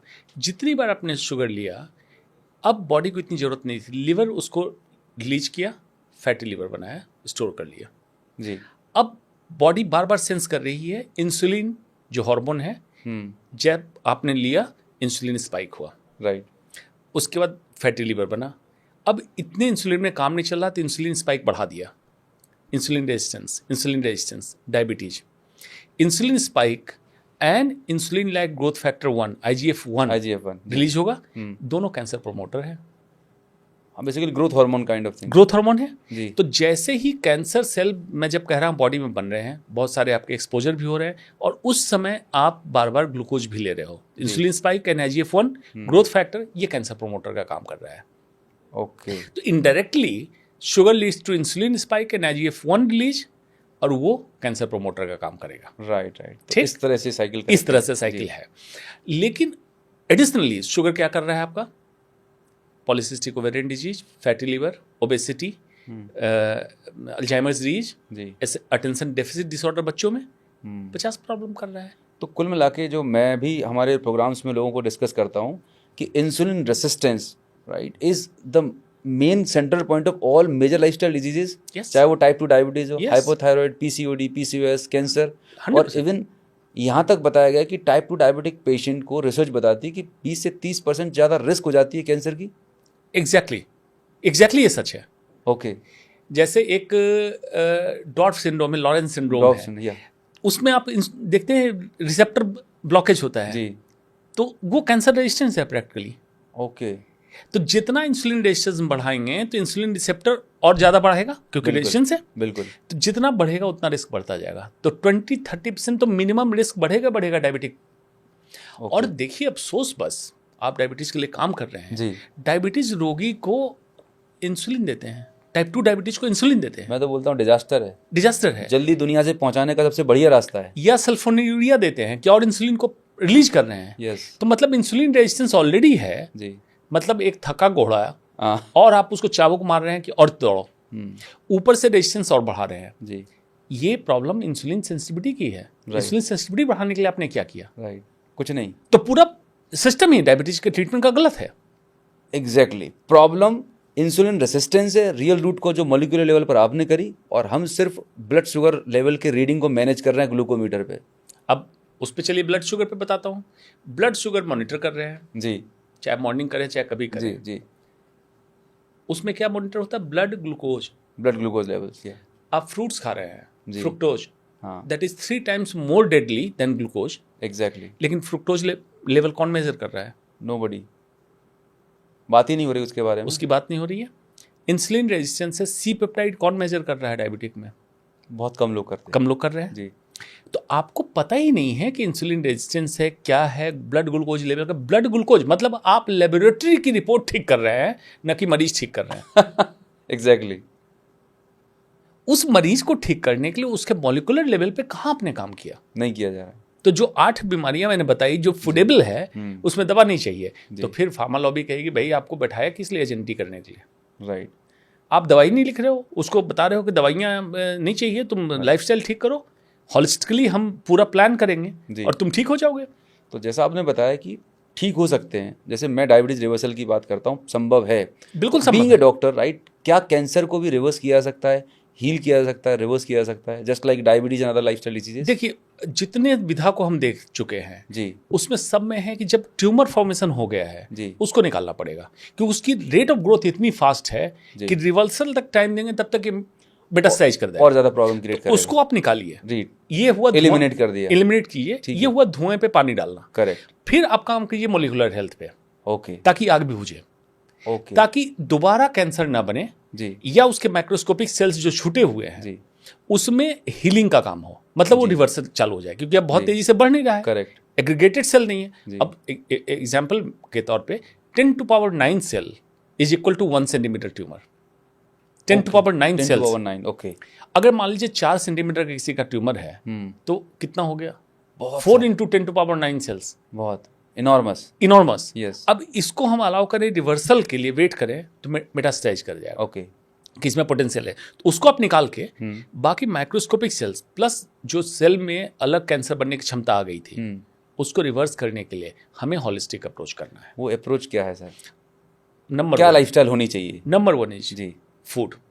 Food, food Okay. Number 1 okay, and most important. ठीक है, number 2 is back to basics, B2B, back to basics, back to basics. Back to basics means इधर इज थॉट, मीन्स मेंटल और फिजिकल। हमारी लाइफ क्या थी? हम आसन लगा के जमीन पे बैठ के खाना खाते थे, पढ़ते थे, बिल्कुल ठीक। जी, आज हमारे जॉइंट्स स्टिफ हो गए, मसल मूवमेंट कम हो गया, मसल इंसुलिन रेजिस्टेंस खत्म करता है, मसल में ग्लूकोज जाना चाहिए, Exactly. मसल में जा ही नहीं रहा है, वीक हो चुकी सर्कुलेटिंग ग्लूकोज बढ़ा, सर्कुलेटिंग ग्लूकोज बढ़ने से आपका इंसुलिन स्पाइक मल्टीपल है, जी, इसको ठीक करें। ठीक है, इसके बाद minimalism, theory of Minimalism, minimalism, जो आपने कहा कॉस्मेटिक्स, हम्म, पेंट, पॉलिश जो आप करते हैं, जी। इतनी ज़्यादा प्रोसेस्ड फूड खाते हैं, जरूरत नहीं है हमारी। जी, इंसान की जरूरतें कितनी हैं? मन की शांति, सुपाच्य भोजन और चैन की नींद। बाकी की मेहनत और मुशक्कत दिखावे का सामर्थ्य इकट्ठा करने में जाया करते हैं। जरूरतें बहुत कम है, जिंदगी बहुत सीमित। क्या बात कही है, मिनिमलिज्म, राइट, ये सूत्र करें। चेस्ट लाइन से वेस्ट लाइन कम करें, कमर की लाइन हाँ, आपकी चेस्ट लाइन से कम हो, कम होनी चाहिए, कम मतलब होनी V shape kind of, V shape, Okay. Male के लिए, अमेजिंग, मेल के लिए, मेल के लिए। ठीक है, नेक लाइन रिकमेंडेड है 36 male 28 female. Neck line measure करें 36, मतलब ये आप बता रहे हैं एडल्ट्स, मतलब 30 एडल्ट्स, ओके, एडल्ट्स के लिए। तो ये कर लिया आपने। ठीक है, उसके बाद कुछ ट्राइसेप्स होल्ड भी लोग हाँ, कहते हैं कि हाँ। ट्राइसेप्स होल्ड क्या होना चाहिए। और दूसरा फ्रेकल्स, जो क्रोनिक इन्फ्लेमेशन का ये है कि स्किन पे देखते होंगे झाइयाँ झुर्रियाँ, झाइयाँ, यस, ये आपकी कम हो। हम्म, हाइड्रेशन, क्रोनिक इन्फ्लेमेशन ये कम हो। ब्लड टेस्ट में देखें सी रिएक्टिव प्रोटीन, ये सारा आपका नॉर्मल रहेगा। बिल्कुल, अदरवाइज आए दिन देखिए सबका सी रिएक्टिव प्रोटीन और ये सारा बढ़ा बड़ा ही रहता रहता है, ये chronic inflammation. Chronic Right. Inflammation आपकी इन बीमारियों का कारण है। राइट, तो आपने फूड कम किया, बैक टू बेसिक्स, मिनिमलिज्म, इन सबको अपने जीवन में उतारा। जीएमओ, जेनेटिकली मॉडिफाइड जितनी चीजें आ गई लाइफ जी। में, उसको हटा दे लाइफ से। जैसे गेहूं, Okay. वीट जेनेटिकली मॉडिफाइड है। ओके, जो पुराने समय में खोपली गीट जो बकवीट था, एग्जैक्टली बकव्हीट, ओके, अगर वो है तो खाएं, ओके, नहीं है तो आप मोटे अनाज को खाएं, जो Millets आपके यहाँ consume कर मिलेट्स का, जो आपके यहाँ नेचुरली उग रहा है ओके, उसको खाएं। हम्म, चावल खाएं हम्म, तो चोकर के साथ, मतलब जो भी उसका Fiber केमिकल से। पॉलिशिंग वाले क्यों, फाइबर के साथ खाएं, जी, इसको खाएं। फ्रूट जूस बंद कर दें, that is poison, deadly, deadly. जी, अगर खाना है तो फ्रूट्स एज इट इज खा लें, सीजनल खाएं, रीजनल खाएं। वेरी ट्रू, अनसीजनल फ्रूट ना खाएं और अपने रीजन के बियॉन्ड का फ्रूट, कीवी और एवोकाडो खाने की जरूरत नहीं है। आप इंडिया का फ्रूट खा लें, पपीता, अमरूद, जो आपके रीजन में हो रहा है, बिल्कुल, खाना भी है तो जी, जी, लेकिन वो भी लिमिटेड खाएं, ऐसा नहीं कि बहुत ज़्यादा खा लें, हम्म, कि उतना फ्रुक्टोज बॉडी हैंडल नहीं कर पाएगा। राइट, अगर ये सब करें तो ये मैं बातें कह रहा हूँ जो मोलिकुलर हेल्थ को ठीक करेगा, जो 8 बीमारियाँ मेरे हिसाब से है। जी, दीज बीमारियाँ आर फूडेबल, ओके, ये ड्रगेबल नहीं है, आप यहाँ करेक्ट कर लेंगे। Okay, cancer, diabetes, heart disease, hypertension, obesity, Alzheimer, polycystic ovarian, ADD, खत्म। अब यहाँ पर एक बात आती है, बीइंग ए मेडिकल डॉक्टर आप बात करते हैं, लोग बोलते हैं एविडेंस बेस्ड मेडिसिन, एविडेंस चाहिए सर एविडेंस हमें। है, हाँ, इन सब का मैं वेस्टर्न मेडिसिन एविडेंस की बात कर रहा हूँ। हम्म, और मैं तो ओपन डिबेट आप ही के पॉडकास्ट में इनवाइट करता हूँ, जिनको ऑब्जेक्शन है वो एविडेंस लेकर आए, मैं एविडेंस लेकर आता हूँ, मेरे एविडेंस उनसे ज़्यादा इंपॉर्टेंट है। तो कोई ऐसा कोई रेफरेंस कोट करना पाएंगे? मोर देन 5000 बुक्स मैं पढ़ चुका हूँ अदर देन मेडिकल, जिस पे सारे इन्हीं एविडेंस की बात कर रहा हूँ, और रिसर्च पेपर। मतलब ये क्लिनिकली प्रूवन है, clinically proven, all lifestyle disease are reversible by following the fundamental that you share. Doctor Jason Fung Canada का है। Jason Fung, yes. Diabetes code, obesity code, cancer code, Absolutely. तीनों लिखा। Yes, तीनों में clear है, पढ़ें जो पढ़ना चाहें। एक ने अनेकों किताबें बताऊंगा। Yes yes. Doctor Lustig, Robert H Lustig, Yes. America का पीडियाट्रिक एंडोक्रिनोलॉजिस्ट है। उसने 3 किताबें लिखी है, मेटाबॉलिकल, और एक तो चलिए अमेरिकन पे लिखा है, वो जो अमेरिका में ओपोइड क्राइसिस है, ड्रग्स लेते हैं लोग, तो पढ़ें किताब। डॉक्टर के लिए भी वो टफ किताब है, पढ़ के देखें। राइट। बायोकेमिस्ट्री दोबारा पढ़ें। जो बेसिक हमें मेडिकल साइंस में पढ़ाया गया, बायोकेमिस्ट्री, फिजियोलॉजी, एनाटॉमी, जी, वो लाजवाब थी। राइट। उस समय दवाइयाँ हमें नहीं पढ़ाई गई थी। करेक्ट। दोबारा अब जाके बायोकेमिस्ट्री पढ़ें, आपको रियलाइज होगा कि ये तो हमें वॉश आउट कर दिया गया। आपको रियलाइज होगा कि बॉडी में इतना हीलिंग पावर है जो हमें पढ़ाया गया था बायोकेमिस्ट्री में। ओके। एविडेंस बेस ही बात कर रहा हूँ। और एक एविडेंस ये हो सकता है, भाई ऐसे भी तो बाबा के पास कई लोग तो जा रहे हैं इलाज कराने, हमारे जैसे डॉक्टरों का हॉलिस्टिक एक टीम बने जी। बाबा के पास तो एक्सपेरिमेंट कर ही रहे हो, सही बात। उस टीम में आओ तो 3 महीने जी, एबनॉर्मल रिपोर्ट लेके आओ, डायबिटीज के लिए, लिपिड प्रोफाइल के लिए, हाइपरटेंशन के लिए, हार्ट डिजीज के लिए, और 3 महीने जो हम कहते हैं करो और चेक करो। इससे बड़ा एविडेंस क्या दो? रैंडमाइज कंट्रोल ट्रायल करा लो, मेटा एनालिसिस कर लेना बाद में पेपर का। Correct correct. तो दर्शकों मैं यही बताना चाहूँगा, जिस चीज़ के बारे में मैं इतने सालों से समझा रहा हूँ, बता रहा हूँ कि भाई अब वो ज़माना गया कि एक बार दवाइयाँ शुरू हो गई, बीपी शुगर थायराइड की ज़िंदगी भर खानी पड़ेंगी। हज़ारों लाखों रिसर्च पेपर हैं। डॉक्टर अंशुमान कुमार जैसे बहुत रिस्पेक्टेड डॉक्टर्स हैं जो खुद एक ऑन्को सर्जन होने के बाद एक होलिस्टिक हीलिंग की बात कर रहे हैं, लाइफस्टाइल पे बात कर रहे हैं, जो जनरली जहाँ पर आप खुद अपना इलाज कराने जा रहे हैं। ये सभी आपसे बात हो रही थी मेरी, जिस डॉक्टर के पास आप अपना इलाज कराने जा रहे हैं एक बार चेक जरूर कर लेना। जो कार्डियोलॉजिस्ट है, खुद ब्लड प्रेशर की गोली खा रहा है, खुद को एक बार एंजियोप्लास्टी हो चुकी है, जो खुद डायबिटोलॉजिस्ट है, सॉरी टू से, खुद की शुगर ठीक नहीं कर पाया, आपकी क्या करेगा? तो आपकी क्या राय और आपका क्या एक्सपीरियंस है? मैं बताऊं, मेरे साथ के एक डॉक्टर जो डायबिटीज की दवा ले रहे थे, हाइपरटेंशन की दवा ले, कुछ बातें ऐसे चर्चा में हुई तो बोला कि अच्छा तो तुम कैसे करते हो, रिवर्स हो जाएगा? मैंने कहा रिवर्स हो जाएगा जी। अब देखिए, कैंसर सर्जन होने के नाते लोगों को भरोसा नहीं होता कि फिजिशियन का काम कैसे करता है। भाई MBBS सब है, हमने एनाटॉमी, फिजियोलॉजी, बायोकेमिस्ट्री पढ़ी है, राइट। हम बिके नहीं, बस इतना ही अंतर रहा। उन 9 की दवा बंद हो गई। कितने दिन में बंद हो गई सर? लगभग 3 महीने का पीरियड था, क्योंकि मैंने कहा था 3 महीने, भाई HbA1c नॉर्मल जब होगा तभी तो हम चेक करें। सही बात है, HbA1c नॉर्मल बिल्कुल हो तब एविडेंस है। सही बात। उसके बाद एक फीमेल डॉक्टर, डेंटिस्ट, उनका बीपी शूट किया बहुत हाई, कार्डियोलॉजिस्ट को दिखाया, उनको टेलमिसार्टन 40 mg लिख दिया जी। उनको भी पता था, उन्होंने अप्रोच किया। मैंने कहा भाई 15 दिन आप मुझे समय दीजिए जी। 15 दिन के, अच्छा फिर कार्डियोलॉजिस्ट ने कहा वो क्या ठीक करेंगे, वो तो कैंसर के हैं। तो बोला कि नहीं, उन्होंने कुछ लोगों का, मेरे जानने वाला को, मैं 15 दिन तो समय दूंगी जी। उन्होंने समय दिया। 15 दिन के बाद उनका बीपी 100/60, पल्स रेट 62। मैं दूसरी बात और कहूँ, जब सिंपैथेटिक ड्राइव कम होगा तो पल्स रेट भी आपका डाउन होगा। एग्जैक्टली। क्रोनिक इन्फ्लेमेशन होगा तो high pulse rate, yes yes. Sympathetic drive high होगा तो हाई पल्स रेट। यस। तो हमारा एम होना चाहिए सिंपैथेटिक ड्राइव भी कम हो, क्रोनिक इन्फ्लेमेशन भी कम हो। राइट। अगर होलिस्टिकली बॉडी को ठीक करेंगे तो सारी चीज़ें ठीक होगी जी। हो गया। अब उन्होंने उनको पिक्चर भेजी लगातार कि भाई मेरा बीपी ये है, पल्स ये है, कार्डियोलॉजिस्ट को। तो कार्डियोलॉजिस्ट ने फ़ोन किया कि भाई एक बात बताइए कि ये क्या किया आपने? तो बोला कि सर कहते हैं कि पढ़ाई करो, अभी कार्डियोलॉजिस्ट को पढ़ना पड़ेगा। तो ईगो आ जाती है लोगों को। ईगो। हाँ। तो उन्होंने कहा नहीं मैं तो इसलिए पूछ रहा हूँ कि बीपी की गोली मैं भी खा रहा हूँ, मुझे भी बंद करना है। क्या बात है, अच्छी बात है जी। जागे तो जी, लेकिन जागो, अपने लिए मत जागो, मरीजों के लिए भी जागो। राइट। जागो, समझो मेडिकल साइंस सच में बहुत ही ब्यूटीफुल साइंस है, लेकिन सिर्फ ईगो के कारण ये मेडिकल साइंस मारा जा रहा है। Very true. एक्सेप्टेंस नहीं है दूसरी विधा का। आयुर्वेद रिसर्च नहीं है, वो फॉल्स क्लेम कर देता है गौमूत्र से कैंसर ठीक कर देंगे, उसकी बेवकूफ़ी है। भाई आयुर्वेद की जो अच्छी चीज़ें ले लें हम, नेचुरोपैथ की अच्छी चीज़ लें, मॉडर्न मेड्स की एविडेंस बेस अच्छी चीज़ लें, सिमिलरली योगा के लिए ऐसे करके एक ग्रुप बनाओ। ईगोलेस, जी, होलिस्टिक डॉक्टरों के ग्रुप, और उसमें एक दिन मरीज आया हाइपरटेंशन, डायबिटीज कुछ लेके आए, जी, सारे डॉक्टर उस पर डिस्कशन करें, जी, उसका ट्रीटमेंट चला। मैं गारंटी दे रहा हूँ, एक्यूट रेज शुगर को हो सकता है स्टार्टिंग में 1 आध महीने दवा देनी पड़े, 3 महीने के बाद कोई दवा चले उसकी तो बता देना, जरूरत नहीं होगी 3 महीने के बाद। मैंने सर अपने खुद के पिछले 3 सालों में 1000 से ज़्यादा ऐसे क्लाइंट्स हैं, क्वालिफाइड डॉक्टर्स, इंसुलिन ले रहे थे सर 15-15, 20-20 साल से, 1 महीने के अंदर इंसुलिन बंद कर देते हैं, just by following holistic lifestyle, जो प्रोटोकॉल्स आपने बताए, जो फंडामेंटल्स आपने बताए, and people are surprise. Programming उल्टी हो रखी है उल्टी है कि एक बार दवाई चली तो बस अब खानी पड़ेगी।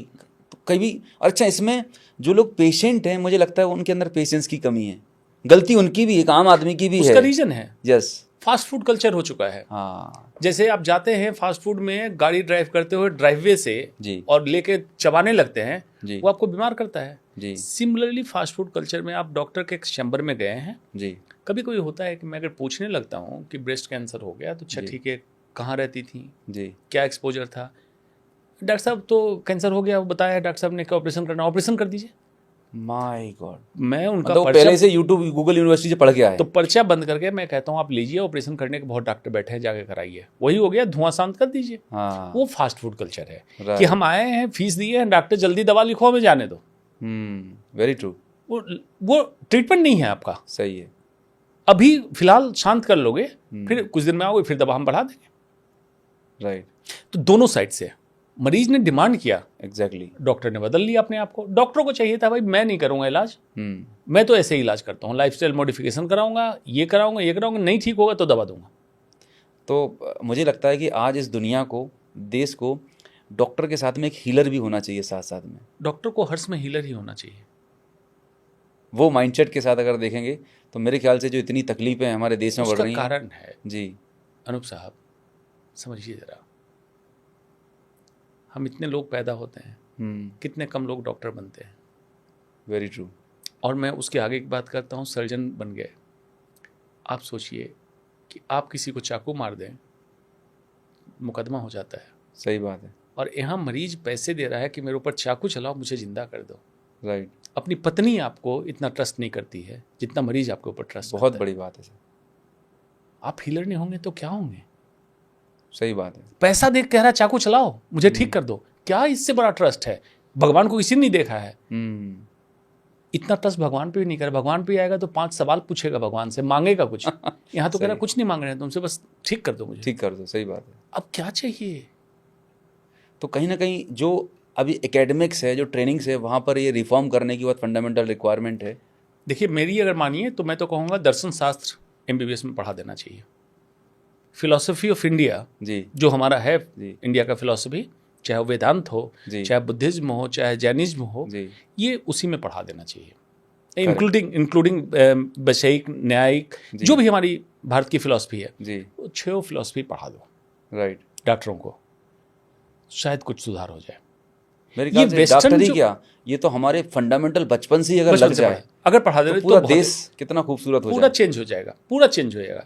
गुरुकुल की परंपरा गई, जी, मैकाले ने अपना एजुकेशन सिस्टम थोपा, जी, और आज भी हम वेस्टर्न से ही इन्फ्लुएंस हो रहे हैं। अंग्रेजी नहीं बोल रहे हो तो पता नहीं क्या मुसीबत हो गई। Angrezi is a tool to communicate. France में जाओ, French is a tool. Right, तुम अंग्रेजी नहीं बोल रहे, तुम बोल रहे हो क्या, ये तो देखो। ये इंपॉर्टेंट है rather than कि अंग्रेजी में बोल रहे हो। राइट, ये हमें कॉम्प्लेक्स हटाना पड़ेगा, अपने शास्त्रों को बढ़ाना पड़े। देखिए आप चाहे जितना भी नाटक कर लिए अंग्रेज बनने का, जेनेटिकली आप हैं भारतीय, हैं तो देसी भारतीय, सही बात।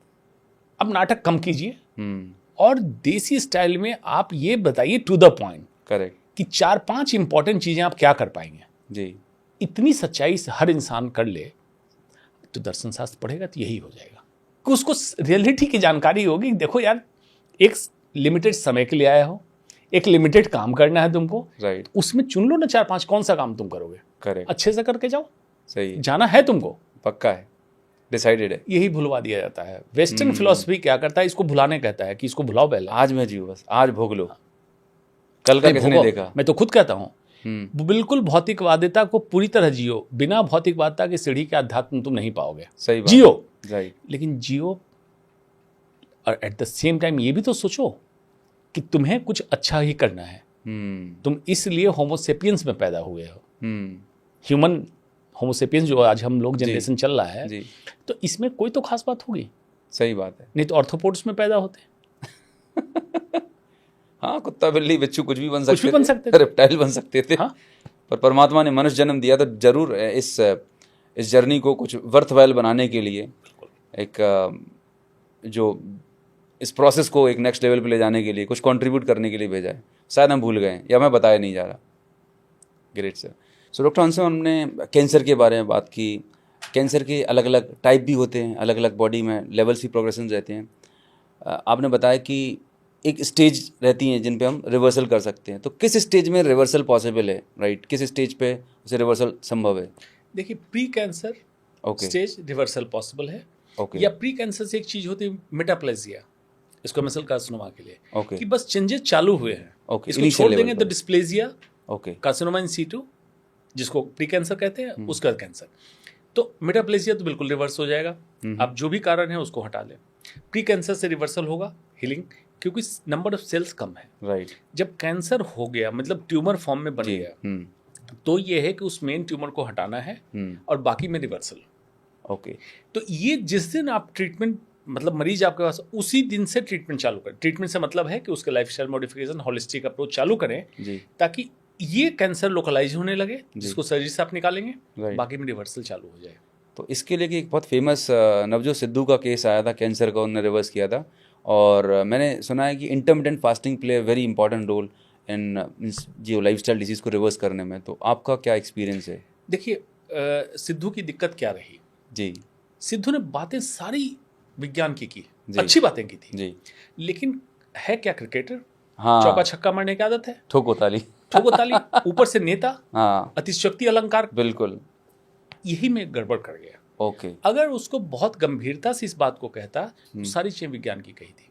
राइट। इंटरमिटेंट फास्टिंग, अल्टीमेटली उसको मैं और स्पेसिफिक कहता हूँ, ईटिंग विंडो। हर इंसान को अपने ईटिंग विंडो 6 से 8 घंटे के अंदर कर लेना चाहिए। ये जो आजकल हो गया ना, रात को खाना खा रहे, circadian rhythm disturb, normal insulin spike, multiple problems, इसको खत्म करो 6 से 8 घंटे। वो भी पहला मील जगने के 4 से 5 घंटे के बाद फर्स्ट मील आपका हो। राइट। कोर्टिसोल 4 बजे सर्ज हुआ जी, शुगर डाउन होना चालू हुआ जी, उसमें आप एक्सरसाइज करें, उस शुगर को मसल में करें, आपको तरोताजा करेगा। बिल्कुल। उसके बाद जब बॉडी अब स्टार्व होने लगा, तब पहला मील आपका गया। उस मील में फर्स्ट यू टेक फाइबर, मतलब सब्जी, साग, जो भी लेना है, सलाद, देन सलाद। उसके बाद आप लें प्रोटीन एंड फैट, दाल, राजमा, छोला, जो आप खाते हैं विथ फैट, और उसके बाद कॉम्प्लेक्स कार्ब बहुत कम। मतलब जो भात, दाल और सब्जी खाते हैं, उनको मैं कहता हूँ सब्जी, सलाद, दाल और चावल। सबसे कम चावल कितना या कॉम्प्लेक्स कार्ब कितना? 1 ग्राम पर किलोग्राम बॉडी वेट। 60 kg का आदमी 60 ग्राम कुक्ड राइस खाए, बस इतना। लोग तो प्लेट भर भर के खाते हैं, और अगर नहीं कार्ब खाओ तो भी कुछ नहीं होगा, क्योंकि नियोग्लूकोनेजेनेसिस आपके लिवर से ग्लूकोज पैदा कर लेगा। मतलब अगर हाई प्रोटीन और फैट डाइट लेते हैं तो वो हमें हेल्प करती है रिवर्सल करने में, जो आप बता रहे हैं, ग्लूकोनियोजेनेसिस इंट्रोड्यूस करने के लिए। और फाइबर इसलिए पहले कह रहा हूं कि फाइबर पहले फाइबर पहले इसको गट को लाइन कर दिया, एग्जैक्टली, और गट माइक्रोबियोम को खाना दे दिया, बिल्कुल। फ्री फैटी एसिड वहां जनरेट हो गया, इन्फ्लेमेशन को डाउन किया, और लाइन कर दिया, तो ग्लूकोज स्पाइक सडन नहीं हुआ। जो भी जा रहा है स्लो जा रहा है। आपका डायबिटीज रिवर्सल ये हो गया। अब उसके बाद लंच, इससे 6 से 8 घंटे के बाद सेकेंड मील। बीच में आप कुछ न लें। जो बीच में चाय ले लेते हैं, 80 कैलोरी प्लस इंसुलिन स्पाइक, जरूरत नहीं, उठा के फैटी लिवर बना दिया। बिस्किट ले लेते हैं, जरूरत नहीं है। तो बीच में जो मंचिंग करते रहते हैं, जिसे लोग खाना कंसीडर नहीं करते, जिसको खाना कंसीडर नहीं करते हैं, वो कई कैलोरी, कितना ग्लूकोज और सुक्रोज ले जाते हैं जी, उसको बंद करने आपकी जरूरत नहीं है खाने की। तो सेकेंड मील आपका 2:30 से 3 बजे कंप्लीट हो गया जी। ये आपको टाइम देगा इंटेस्टिन को 4 से 5 घंटे डाइजेशन का। करेक्ट। उस 5 घंटे डाइजेशन के बाद mother of all organ is liver. Right. Liver अब सारे माँ हैं, सब बच्चों को सुला के दरवाजा बंद करके लाइट ऑफ करेगी, फिर हाँ। उसको भी तो सोने का टाइम चाहिए। सही है। तो 3 से 4 घंटे उसको भी स्लीपिंग मोड में जाने दो। अदरवाइज आप खाते रहोगे रात में तो लिवर और इंटेस्टाइन दोनों काम करते रहेगी। पैरासिम्पैथेटिक जिसमें एक्टिव होना चाहिए उसमें सिंपैथेटिक आप एक्टिव कर रहे हो। राइट। उसको सोने दो। तो सिंपैथेटिक टाइप को कम डिनर का करो। टाइम कुछ? No dinner. अच्छा, 2 डिनर मील सफिशिएंट है एक इंसान को ओके, जीने के ओके। लिए। और वो भी मैं कहता हूँ सेकंड मील भी स्किप कर दो अगर भूख नहीं लग रही है तो।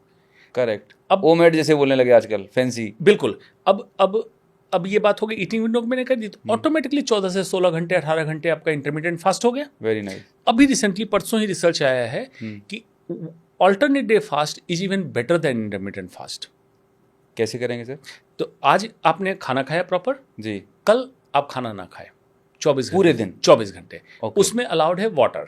ओके। पानी इसलिए अलाउड है कि टॉक्सिन्स हाइड्रेशन, निकलता सही रहे, बात है। हाइड्रेशन होता रहे और मिनरल्स आपके बोन से जो निकाल रहा है वो निकल जी। के आपको आता रहे, रिप्लेनिश होते रहे। रिप्लेनिश होते रहे। ठीक है। तो ये अभी रिसर्च आया है, ठीक है। ये पॉसिबल हो सकता है। तो ये सिद्धू ने सही कहा। हाँ। अब इससे क्या होता है इंटरमीडिएट फास्टिंग से? Autophagy, yes. जिससे 2022 में जापानीज साइंटिस्ट को नोबेल प्राइज मिला। ऑटोफेजी बेसिकली क्या है कि जब हम एक्स्ट्रा खाना खाते हैं सेल के अंदर मल्टीपल फोल्ड में प्रोटीन जमा कर दिया जाता है। ओके। वो हमारी जरूरत नहीं है, अच्छा। वही सेल को एबनॉर्मल करता है। राइट।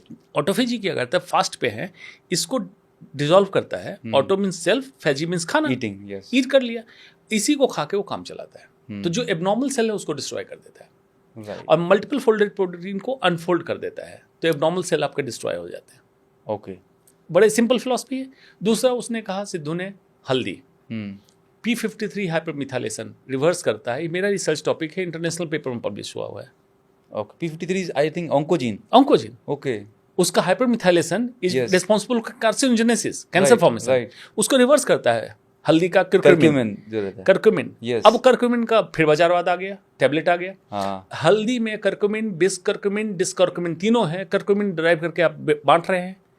तो कर्क्यूमिन से 10 टाइम ज्यादा पोटेंट है कच्ची हल्दी, क्योंकि डिस एंड बिस्कर्क्यूमिन आप निकाल नहीं पा रहे हैं उससे। ओके। तो कच्ची हल्दी खाओ, इंडिया में तो अवेलेबल है। कच्ची हल्दी जो मतलब गठान जैसी रहती गठान सब्जी, जैसी। कैसे खा सकते हैं उसे? हाँ, तो कैसे? उसको सिंपल करना है, आप धो लें उसको, जी। स्लाइस कर दें, ठीक है। स्लाइस करके नींबू निचोड़ दें, just as a preservative. Okay. Preserve नहीं करने का हाँ, रहा हूँ, लेकिन ठीक है। प्रिजर्वेटिव। और जब खाना हो सलाद की तरह लें, और काली मिर्च, पिपरीन है उसमें, पिपरीन, बाइपिपरीन, absorption, पिपरीन, yes. उसके एब्जॉर्प्शन को, बायोबिलिटी को बढ़ा दिया। जी। उसमें अगर थोड़ा सा फैट भी ले लें, जैसे सेसमी ऑयल, घी, इस तरह की हाँ। चीज़ ले लें तो एब्जॉर्प्शन और बढ़ जाएगा। जी। तो आप एज इट इज सलाद के फॉर्म में उसको खा लें। करेक्ट। कोरिया से डॉक्टर आए, वो मुझसे कहा कि ओरिजिनल हल्दी का पाउडर, कच्ची हल्दी अलाउड नहीं था उनको, जी। कोरिया ले जाना, ले गए 10 किलो। 10 किलो। और वहाँ सोचिए कितने महंगे वो कोरियन इसमें उसकी दवा बना के बेच रहे हैं वो लोग। करेक्ट। इंडिया में इसकी कीमत नहीं पता है लोगों को। लेकिन अगर कहिएगा कि इन खाने में हल्दी खाते हैं, तो हमारे पूर्वजों को आइडिया होगा, भले ब्रिलियंट थे सर, ब्रिलियंट। कुरकुमिन नहीं पता हो, हाँ। लेकिन ये पता होगा हल्दी खिलाओ। हाँ। तो उन्होंने क्या कहा कि हिंदू सभ्यता में कहा गया है कि जब घर में कोई मर जाए तो 13 दिन हल्दी नहीं डालना है खाने में। हाँ। ठीक। जी। अब क्यों कहा कि आप बाई चॉइस हल्दी डालोगे, नहीं डालोगे लगा क्या है, कोई शौक है क्या, क्यों नहीं डाले हल्दी? मतलब बाई चॉइस आपको नहीं डालना हल्दी, मतलब राउंड द ईयर डालोगे। तो जैसा आपने बताया ना कि हमारे वो इतने ब्रिलियंट थे कि हमारे रिचुअल्स में, हमारे धर्म में उन चीज़ों को इनकॉर्पोरेट कर दिया, इंटीग्रेट कर दिया, पार्ट ऑफ लाइफ बना देखिए, दिया। जब मैं एमबीबीएस का छात्र था जी, तो ईगो तो सबकी होती है एमबीबीएस में, अरे तो मैं भी नहीं मानता था। दादाजी कहते थे कि ये नहीं करो, तो मैं कहता था कुछ नहीं, इसका साइंस से प्रूफ कीजिए। हाँ। लेकिन धीरे धीरे करके मैंने सबकी तहकीकात की, तो साइंस से प्रूफ मिला। राइट। तो अब उसमें दादाजी चले गए, मैं पूछ नहीं पाया कि फिर इतना डरा के क्यों करने कहते थे। हाँ। तो बाद में मेरे पिताजी ने ये बात बताई कि देखो, रिचुअल में डालने का फायदा ये होता है कि कर लो, क्योंकि सब लोग इतने बुद्धिमान नहीं होते हैं कि हाँ, विज्ञान की बात लॉजिक खत्म हो जाते हैं। दादाजी ने बोला, बड़े बुजुर्ग ने बोला, बस कर लो, दिमाग मत लगाओ, दिमाग मत लगाओ। तो बोले मेजॉरिटी जो है हाँ। ऐसे हो, तो मेजॉरिटी क्यूरियस नहीं होता है। Yes yes. उसको तुम विज्ञान पढ़ाने लोगे, बकवास कर रहे हो, छोड़ दो, इतना कौन दिमाग लगाए। सीधी मुद्दे की बात करो, मुद्दे की बात करो, या भगवान से जोड़ो, करेक्ट, या डर से जोड़ो। यस। तो ख्वाब और खतरा दो ही चीजें बिक रही हैं। ख्वाब और खतरा। क्या बात है। आप शायरी भी बहुत अच्छी करते हैं डॉक्टर साहब। हाँ जी, मैं लिख देता हूँ, ऐसे विज्ञान का विद्यार्थी हूँ, लेकिन कभी कुछ लिख देता हूँ। क्या बात है, बहुत खूबसूरत। तो इस तरह से चीज़ों को उन्होंने हल्दी की बात कही, नीम की बात कही, क्लोरोफिल। उन्होंने प्लांट बेस्ड फूड की बात कही थी, डाइट की बात कही, मैं ऑलरेडी कह रहा हूँ। तो नो कार्ब की बात कही, ऑलरेडी हम लोग डिस्कस कर रहे हैं, इंसुलिन स्पाइक एंड IGF-1। तो सारी चीज़ें उन्होंने तर्कसंगत कही थी, बोलने का तरीका गलत था, इसलिए डॉक्टर राशन पानी लेके उन पे चढ़ गए होंगे। हाँ। लेकिन मैं जिन जिन टीवी प्रोग्राम में अपीयर हुआ, मैंने सब में बोला कि इन्होंने तर्कसंगत बात कही, बोलने का तरीका इनका गलत है। ओके, ये नहीं बोलना चाहिए। जिसके लिए डॉक्टरों को मैंने कहा कि आप पढ़ो, जैसन फंक की किताब पढ़ो, मेटाबॉलिकल रॉबर्ट लस्टी की पढ़ो, तुम्हें समझ में आएगा उसने जो बात कही गलत कही है सही कही है। बातें सारी तर्कसंगत थी। उसकी ईगो आड़े आ जाती, बस स्वीकार नहीं करना होता। ईगो तो नहीं आनी चाहिए। ग्रेट। Ultimately human science. आपने 2-3 चीज़ें बहुत अच्छी कही। जैसे बात करी इंटरमिटेंट फास्टिंग की, हमारे यहाँ पर ऑलरेडी एकादशी अमावस्या का व्रत रखने का पहले से चलन था। हमारे पूर्वज कितने इंटेलिजेंट थे सर। देखिए, मैंने आपको बताया कि रिचुअल को कैसे उन्होंने डिफाइन किया, लेकिन आज साइंस ने बोल दिया कि intermittent fasting 1 meal in a day, तो अब हम लॉजिकली मानने लगे। मतलब पाश्चात्य वेस्टर्न आदमी कोई आके हमें दिखा देता है तो हम वो बातें मान लेते हैं, लेकिन हम वाकई में इंडिया में भाग्यशाली हैं कि हम कितना रिच हेरिटेज कल्चर लेके पैदा हुए। जिसका बताया कि उस समय मेडिटेरियन साइंस नहीं जानते थे, तो उनको समझाने के लिए रिचुअल बताया गया। आज मेजॉरिटी के लोग साइंस पढ़ रहे हैं, राइट। दूसरा रेशनल है, आज का जनरेशन रेशनल है, लॉजिकल है, तो उसको आपको लॉजिक देना पड़ेगा, रेशनलिटी देनी पड़ेगी। आप ये नहीं कह सकते हमारे पूर्वजों को तुम मानो, तो रेशनल दीजिए, उनको लॉजिक दीजिए। साइंस ढूंढ रहा है, वेस्टर्न लोग इंडिया में आके ढूंढ के ले जा रहे हैं ना भाई। राइट। अब एडवर्ड ब्रांड कोलंबिया यूनिवर्सिटी में वैदिक साइंस का teacher, highest paid teacher. Okay. Caroline Myss intuitive journalist है अमेरिका की। ओके। पावर ऑफ चक्रास उसने लिखी है। Right. Highest best seller book है अमेरिकन। माय गॉड, मैं इसी पे आने वाला था। पर इस टॉपिक पे आने से पहले मैं एक चीज़ जानना चाह रहा था कि नॉनवेज जो है, राइट, और मिल्क, ये बड़ा मिथ है इसके बारे में, और हर किसी के अपने अपने राय। क्या ये आज हमें कंज्यूम करने चाहिए या नहीं करने चाहिए? आज पूछिएगा तो आज के रिलेवेंस में मैं कहूँगा नहीं करना चाहिए। अब एक करके डिकोड कर देता हूँ। जी। पहली चीज, प्रकृति प्रदत्त चीज जो है मिल्क, राइट। माँ 6 महीने बाद मिल्क देना बंद कर देती है। 5 से ज़्यादा तो हमें कोई प्यार नहीं करता है। Very true. अगर मिल्क हमारे लिए इतना जरूरी हो तो माँ पूरे जीवन मिल्क देती, नहीं देती है। राइट। गाय भैंस भी अपने बच्चों के लिए 6 महीने तक दूध देती है, उसके बाद बंद कर देती है। राइट। तो मतलब बच्चे को 6 मंथ के लिए मिल्क की जरूरत है। उसके बाद मेडिकल साइंस भी कहता है वीनिंग, मतलब नॉर्मल खाने पे आ जाओ। सही है। ठीक। अब उसके बाद India is a milk obsessed country. बहुत।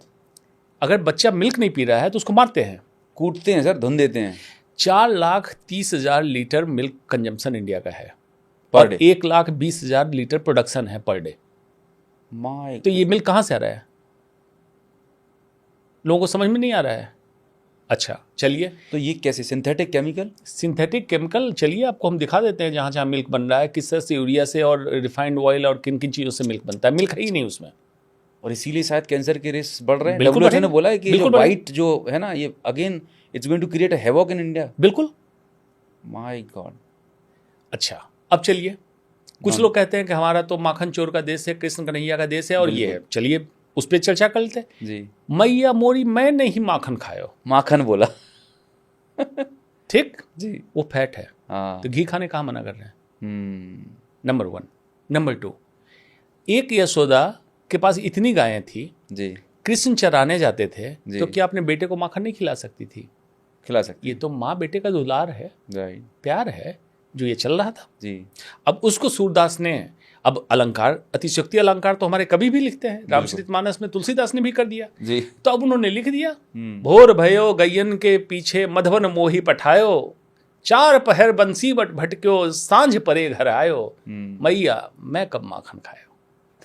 बाद में लेकिन कन्हैया ने माना, मैया मोरी मैं नहीं माखन खायो। ठीक। तो आज कौन सी गायें चराने जा रहे हैं आप? मतलब वाइल्ड ग्रास खाई हुई गायें कितनी आ रही हैं? ग्रास फेड तो है नहीं है सर, प्लास्टिक खा रही है, स्ट्रेस में है गायें आपकी, बिल्कुल। हार्मोन का इंजेक्शन लगा रहे हैं, एंटीबायोटिक दे रहे हैं, वही निकल के आपके मिल्क में आ रहा है। अब चलिए, उसके बाद ये दूध दिल्ली एनसीआर में आपको कैसे मिल रहा है? प्लास्टिक के पैकेट में, बिस्फेनोल A, phthalates, again cancer causing. तो इस मिल्क को खाने की बात मैं कहूँगा। ऊपर से A1 A2 का रिसर्च आ गया जो डायबिटीज करा रहा है जी। तो अपफ्रंट में कहूँगा मिल्क नहीं। अब चलिए, इसी पे आपने शेरो शायरी की बात कही थी।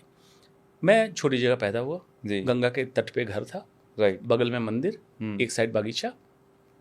एक बार कहीं से मैं प्रोग्राम करके हवाई जहाज से लौट रहा था, तो मैं नीचे झांक रहा था, दिल्ली पहुंचने वाला था कि मेरा घर कहाँ होगा। हाँ। तो मुझे पत्थरों का शहर दिखा दिल्ली, बड़ी बड़ी इमारतें, टिमटिमाती बत्तियाँ, न गंगा न बागीचा। तो उसी पे मैंने रचना लिखी, बीच की 4 पंक्तियाँ ऐसी हैं जी। पत्थरों के इस शहर में एक पत्थर था मेरा, कंक्रीट जंगल। पत्थरों के इस शहर में एक पत्थर था मेरा, ना थी गैया ना था बछड़ा ना था बागीचा मेरा। क्षीर बंद था, दूध पैकेट में है। नीर बंद था, बॉटल पानी बॉटल में है। क्षीर बंद था, नीर बंद था और बंद किस्मत मेरा, ना थी हरियाली यहाँ ना था वो दरिया मेरा, ना था वो दरिया मेरा। क्या बात है। तो दिल्ली वालों की हालत यही है। तो दिल्ली में ये दूध खाने की बात कौन कर रहा है?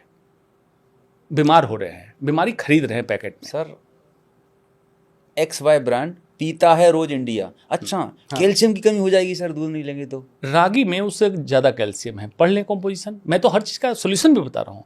रागी क्यों नहीं खा रहे हैं? जो मोटे अनाज की बात हुई थी उसमें ज्वार बाजरा रागी, कौन प्रोसेस करे, कौन बनाए सर? आराम से उसको पाउडर बनाइए, आटा बना के रोटी बना लीजिए। रागी की रोटी खा के देखिए आप। कैल्शियम सप्लीमेंटेशन दिए जा रहे हैं और ब्लॉकेज और एथेरोस्क्लेरोसिस हो रही है। क्या लॉजिक है? जरूरत ही नहीं है, कैल्शियम सप्लीमेंट की जरूरत नहीं है, बिल्कुल जरूरत नहीं है। इंडिया में विटामिन डी कम क्यों है? Tropical country. आप स्वीडन में विटामिन डी का लेवल लेके हमारे यहाँ का, स्वीडन में विटामिन डी का लेवल अलग होगा, हमारे यहाँ अलग होगा। क्यों? हम हर दिन धूप में निकल रहे हैं, तो हमारे बॉडी में विटामिन डी स्टोर करके करेगा क्या बॉडी? ओके। और उस लेवल पे इंडिया में भी विटामिन डी पुश किए जा रहे हो, सबको खाओ। अगेन फार्मा का बाजार बंद है। तो विटामिन डी भाई जहाँ 6 महीने धूप नहीं आ रही हो जी, तो उसकी बॉडी को तो स्टोर करना चाहिए विटामिन डी। 80-90 का लेवल उसको रहना चाहिए, ताकि 6 महीने में डिक्रीज होते हुए 20 तक आएगा। ठीक है। लेकिन इंडिया में अगर इंसान रोज धूप में निकल रहा है और उसका कह रहे हो कि 50-30 से नीचे अगर विटामिन डी सप्लीमेंट लो, भाई उसको दे किस ले रहे हो? इंडिया का अपना कोई तुम्हारा आंकड़ा है कि अगर 1 लाख लोगों का, हम लोग कैसे निकालते हैं जी, 1 लाख लोगों का ब्लड सैंपल पुल किया जी, मेजॉरिटी में विटामिन डी का लेवल क्या है? जो हो वो एवरेज होगा हमारा, राइट। और अगर ये लोग नॉर्मल हैं, मतलब जिनका बोन डेंसियोमेट्री कैल्शियम लेवल नॉर्मल है, तो नॉर्मल है। कोई रिसर्च का यही तो पैमाना होता है। नहीं तो किस रेंज तक नॉर्मल होना चाहिए इंडिया में? रेंज इंडिया को कोई नहीं है। अच्छा, इंडिया कोई डेटा ही नहीं है? इंडिया कोई, यही करो, इंडिया का अपना डाटा होना चाहिए। उनका डाटा लेके, उनकी दवाइयाँ लेके इंडिया में तुम पंप किए हुए हो। तो विटामिन कैल्शियम भी जरूरत नहीं है? कैल्शियम भी जरूरत नहीं, नेचुरल ले सकते हैं। Okay, natural. ओके। अच्छा, अब चलिए नॉनवेज का। जी, chicken 100% chicken hormone feed, okay, antibiotic feed. Antibiotic भी इतना उतना नहीं, टेट्रासाइक्लिन, ऑक्सीटेट्रासाइक्लिन, ओफ्लॉक्सासिन, इस तरह के एंटीबायोटिक। दिल्ली बग करके मेरा टाइम्स ग्रुप के पेपर में छपा, antibiotic resistance, Delhi bug, okay, सारी एंटीबायोटिक। तो अब इस चिकन को रैपिड ग्रोथ कराते हैं, ग्रोथ हार्मोन देके। वजन चाहिए, कमर्शियलाइज, हर जगह कमर्शियलाइजेशन। 1 महीने में ग्रो कराना है जी। अब ये जब 1 महीने में रैपिड ग्रोथ हार्मोन, अगेन हाँ, ग्रोथ लाइक फैक्टर कौन सा है? Insulin like growth like factor. जी। ये चिकन इम्यून डेफिशिएंट हुआ तो इजीली एक्वायर कर लेता है इन्फेक्शन। तो इन्फेक्शन से न मरे तो आप देते हैं एंटीबायोटिक। ओके, ये रीजन है। आप कभी जाइए उसमें, पोल्ट्री फार्म में कैसे काम करते हैं, तो मैं जाके देखता हूँ, पहले किसी बात पे बोलने से पहले समझता हूँ जी। तो एंटीबायोटिक। अब जो एंटीबायोटिक को दे रहे हैं, जिस डोज में दे रहे हैं, क्योंकि उनको चिकन को 1 महीने जिंदा रखना है, 1 महीने में 1 किलो का होगा, उसको काट के बेच देना है। राइट। अब उसमें एंटीबायोटिक मात्रा इतनी, जिसको 200 डिग्री सेंटीग्रेड पे अगर उस मांस को पकाते हैं तो भी एंटीबायोटिक डिस्ट्रॉय नहीं हो रहा है। एज इट इज आप खा रहे हैं, आपके शरीर में जा रहा है। तो आपकी बॉडी बेसिकली एंटीबायोटिक लोडेड है, हार्मोन लोडेड है, और उस बॉडी से जो चिकन को इन्फेक्शन प्रोन बनाया हुआ था हार्मोन, आपकी बॉडी में भी है, तो आपको इन्फेक्शन प्रोन बना रहा है। राइट। आपका इम्यूनिटी भी डाउन कर रहा है, कैंसर, और आपको भी एंटीबायोटिक डाल रहा है, तो आप एंटीबायोटिक रेजिस्टेंट हो चुके हैं। कभी आप बीमार अगर पड़े तो ये सारी एंटीबायोटिक जो कॉमन है काम नहीं करेगी आपका। एक तो आपने ये प्रोडक्शन पॉइंट ऑफ व्यू से बता दिया, एक नेचुरल अब मोरल पॉइंट ऑफ व्यू से हाँ, हमारी बॉडी क्या वाकई में बनी है इसके लिए? हाँ, अब आ रहा हूँ। अब ह्यूमन इवोल्यूशन कैसे हुआ? हंटेरियन कल्चर था, बिल्कुल, फिर एग्रीगेरियन सोसाइटी आई। एग्जैक्टली। जो हम लोग गंगा के बेल्ट में रह रहे हैं या रिवर के साइड कहीं भी रह रहे हैं, जहाँ पर नर्मदा हो, civilization हुए हैं, बिल्कुल। बिल्कुल जी। जो रिवर सिविलाइजेशन जिसको हम बिल्कुल, कहते हैं, जी। नर्मदा है, गंगा है, यमुना है, जो भी रह रहे हैं, उनका जीन जेनेटिक मेमोरी लेके पैदा हो रहा है एग्रीगेरियन। ओके, मतलब वो प्लांट बेस्ड फूड के लिए ही उपयुक्त बने है, हुए वो बने हुए हैं। राइट, मैक्सिमम वो लोग क्या करते थे, फिश खा लेते थे, जी। जिसको अभी बंगाल में लोग जल तुरई बोलते हैं। जल तो रहे। लेकिन क्लासिकल बड़े साइज के रेड मीट का बॉडी अब एक्विंटेड नहीं है। ओके, इसी कारण कहा जाता है रेड मीट। अब तो बहुत सारे ये भी आ रहे हैं कि कोलन कैंसर आप देखें US में। कोलन कैंसर, बिल्कुल बाप रे बिल्कुल, बाप। उसमें भी प्रोसेस्ड मीट ओके, तो 100% डॉक्यूमेंट कर दिया गया, प्रोसेस्ड मीट खा रहे हो तो कैंसर होगा। प्रोसेस्ड और नॉर्मल मीट में क्या फ़र्क है? बिल्कुल फ़र्क है। प्रोसेस्ड मीट में इतने सारे टॉक्सिन्स जमा हो जाते हैं प्रोसेसिंग के दरमियान, जी। और उसमें फिर प्रिजर्वेटिव डाला जाता है कि ऐसे रख नहीं सकते मीट को, केन में वो बेचा जाता है, बेचा Western जाता world है। में, जी। ये आपको टॉक्सिन कराएगा। दूसरा, जो इस तरह के मीट ईटर होते हैं, प्रोसेस्ड मीट ईटर, जी।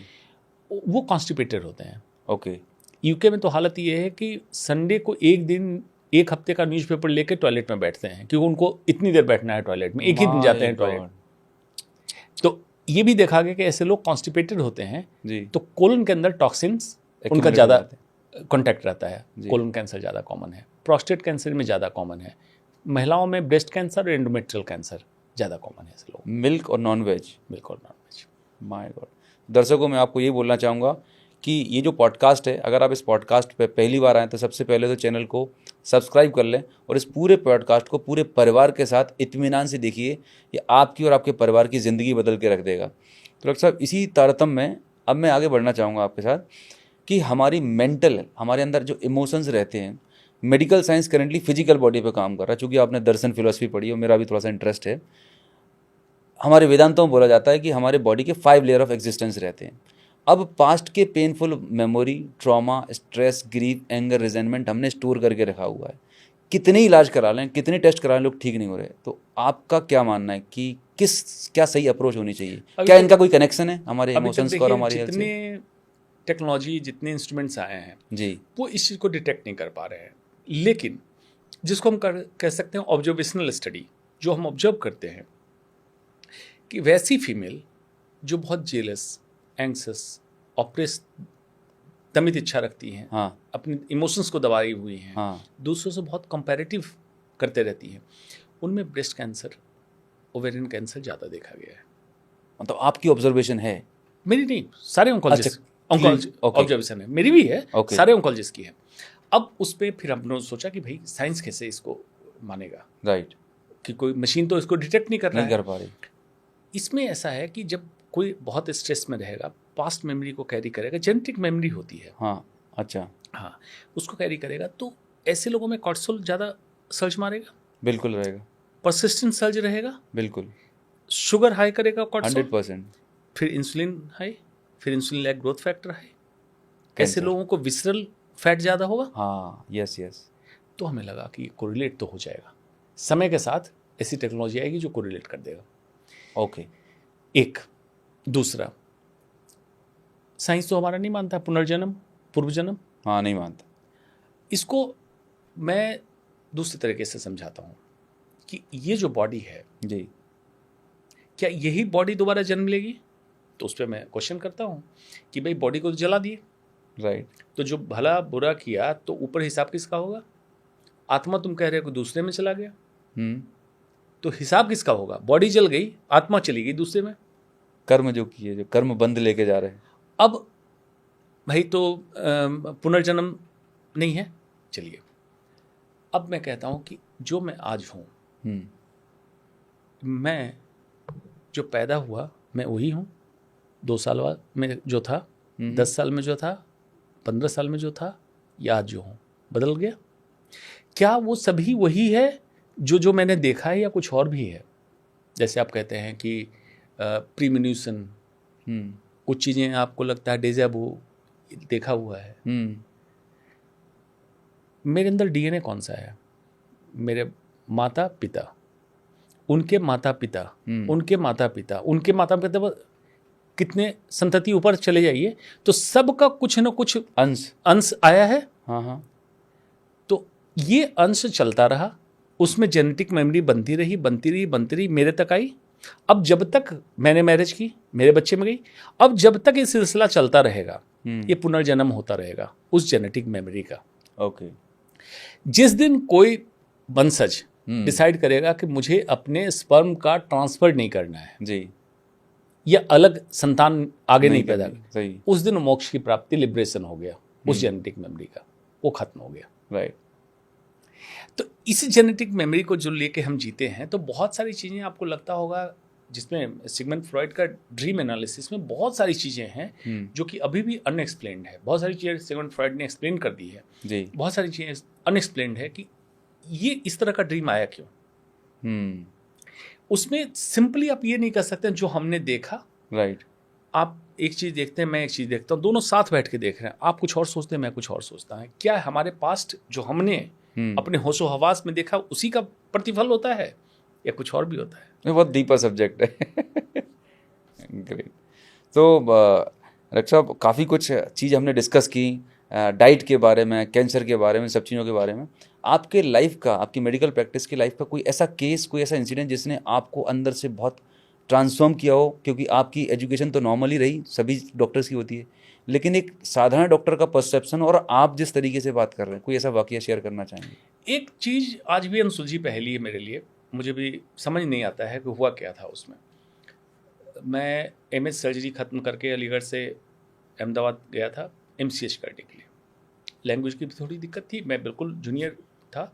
आपके जबलपुर का एक मेरे साथ था वहाँ, अच्छा, डॉक्टर। तो एक मरीज, उसका पैंक्रियाज कैंसर का ऑपरेशन हुआ था, वो कोमा में चला गया था बाद में। ओके। और केस कॉम्प्लिकेटेड था। मैं बिल्कुल यंग, अच्छा मैं पैशनेट था कैंसर के लिए। तो मुझे लगता था कि सबसे जूनियर मैं था, पट्टी मुझे करनी पड़ती थी, मुझे पट्टी करनी पड़ी। लेकिन जो मेरे सीनियर डॉक्टर सब थे जी, वो आते थे, कहते थे कि भाई इनको डिस्चार्ज करो, कुछ नहीं हो सकता है।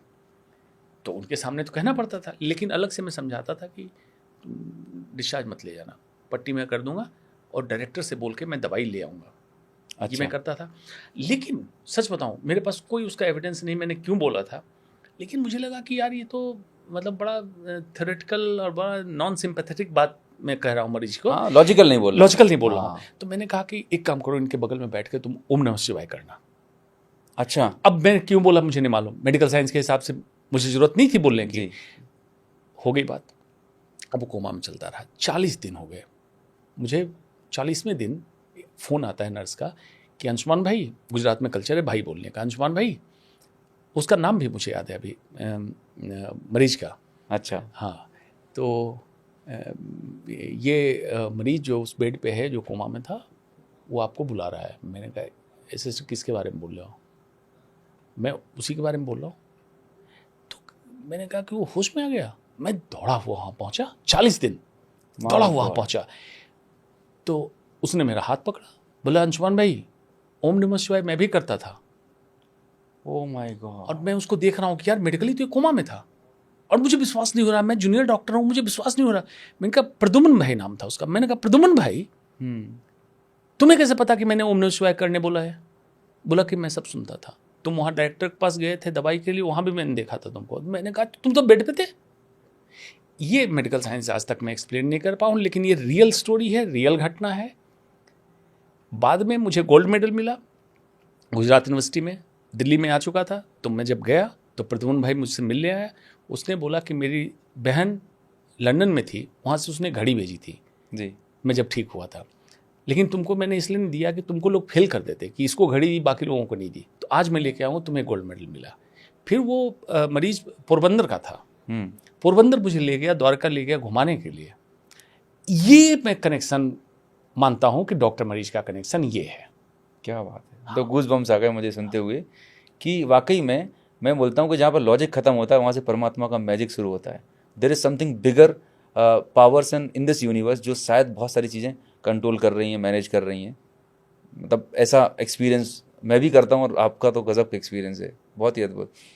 तो लास्ट में एक चीज़ मैं पूछना चाहूँगा, एज ए डॉक्टर अंशुमन आप इतने फिट हैं, तो एक इंसान को हेल्दी रहने के लिए, फिट रहने के लिए, एक अच्छी लाइफस्टाइल, मतलब बीमारियां ना हो, एक कैसा रूटीन होना चाहिए? क्या कोई ऐसा मैसेज आप देना चाहेंगे ऑडियंस के लिए? मैंने ऑलमोस्ट सारा बता दिया जी।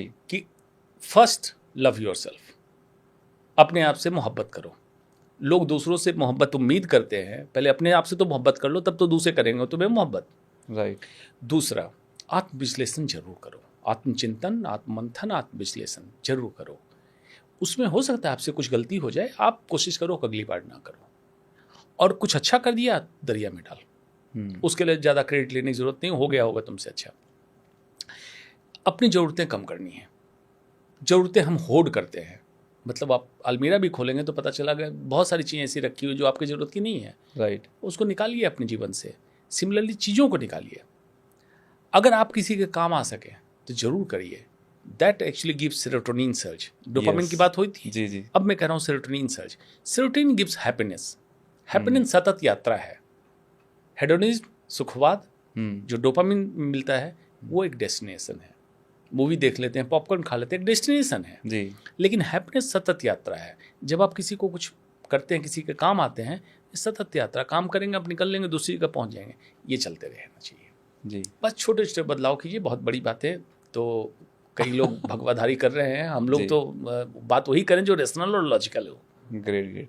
सो डॉक्टर अंशुमन सर, आपका बहुत बहुत धन्यवाद, और बहुत अद्भुत और बहुत डीपर लेवल की आपने बातें कही। और आई एम श्योर आज जितने भी दर्शक आज पॉडकास्ट को सुनेंगे, इस पॉडकास्ट को देखने के बाद आपकी ज़िंदगी बदलने वाली है। तो एक बार पुनः आपका बहुत बहुत धन्यवाद कि आपने अपने बिजी शेड्यूल में से अपना समय निकाला और बहुत सारी अपना जीवन का अनमोल जो रत्न थे वो आज आपने दिए। Once again thank you so very much.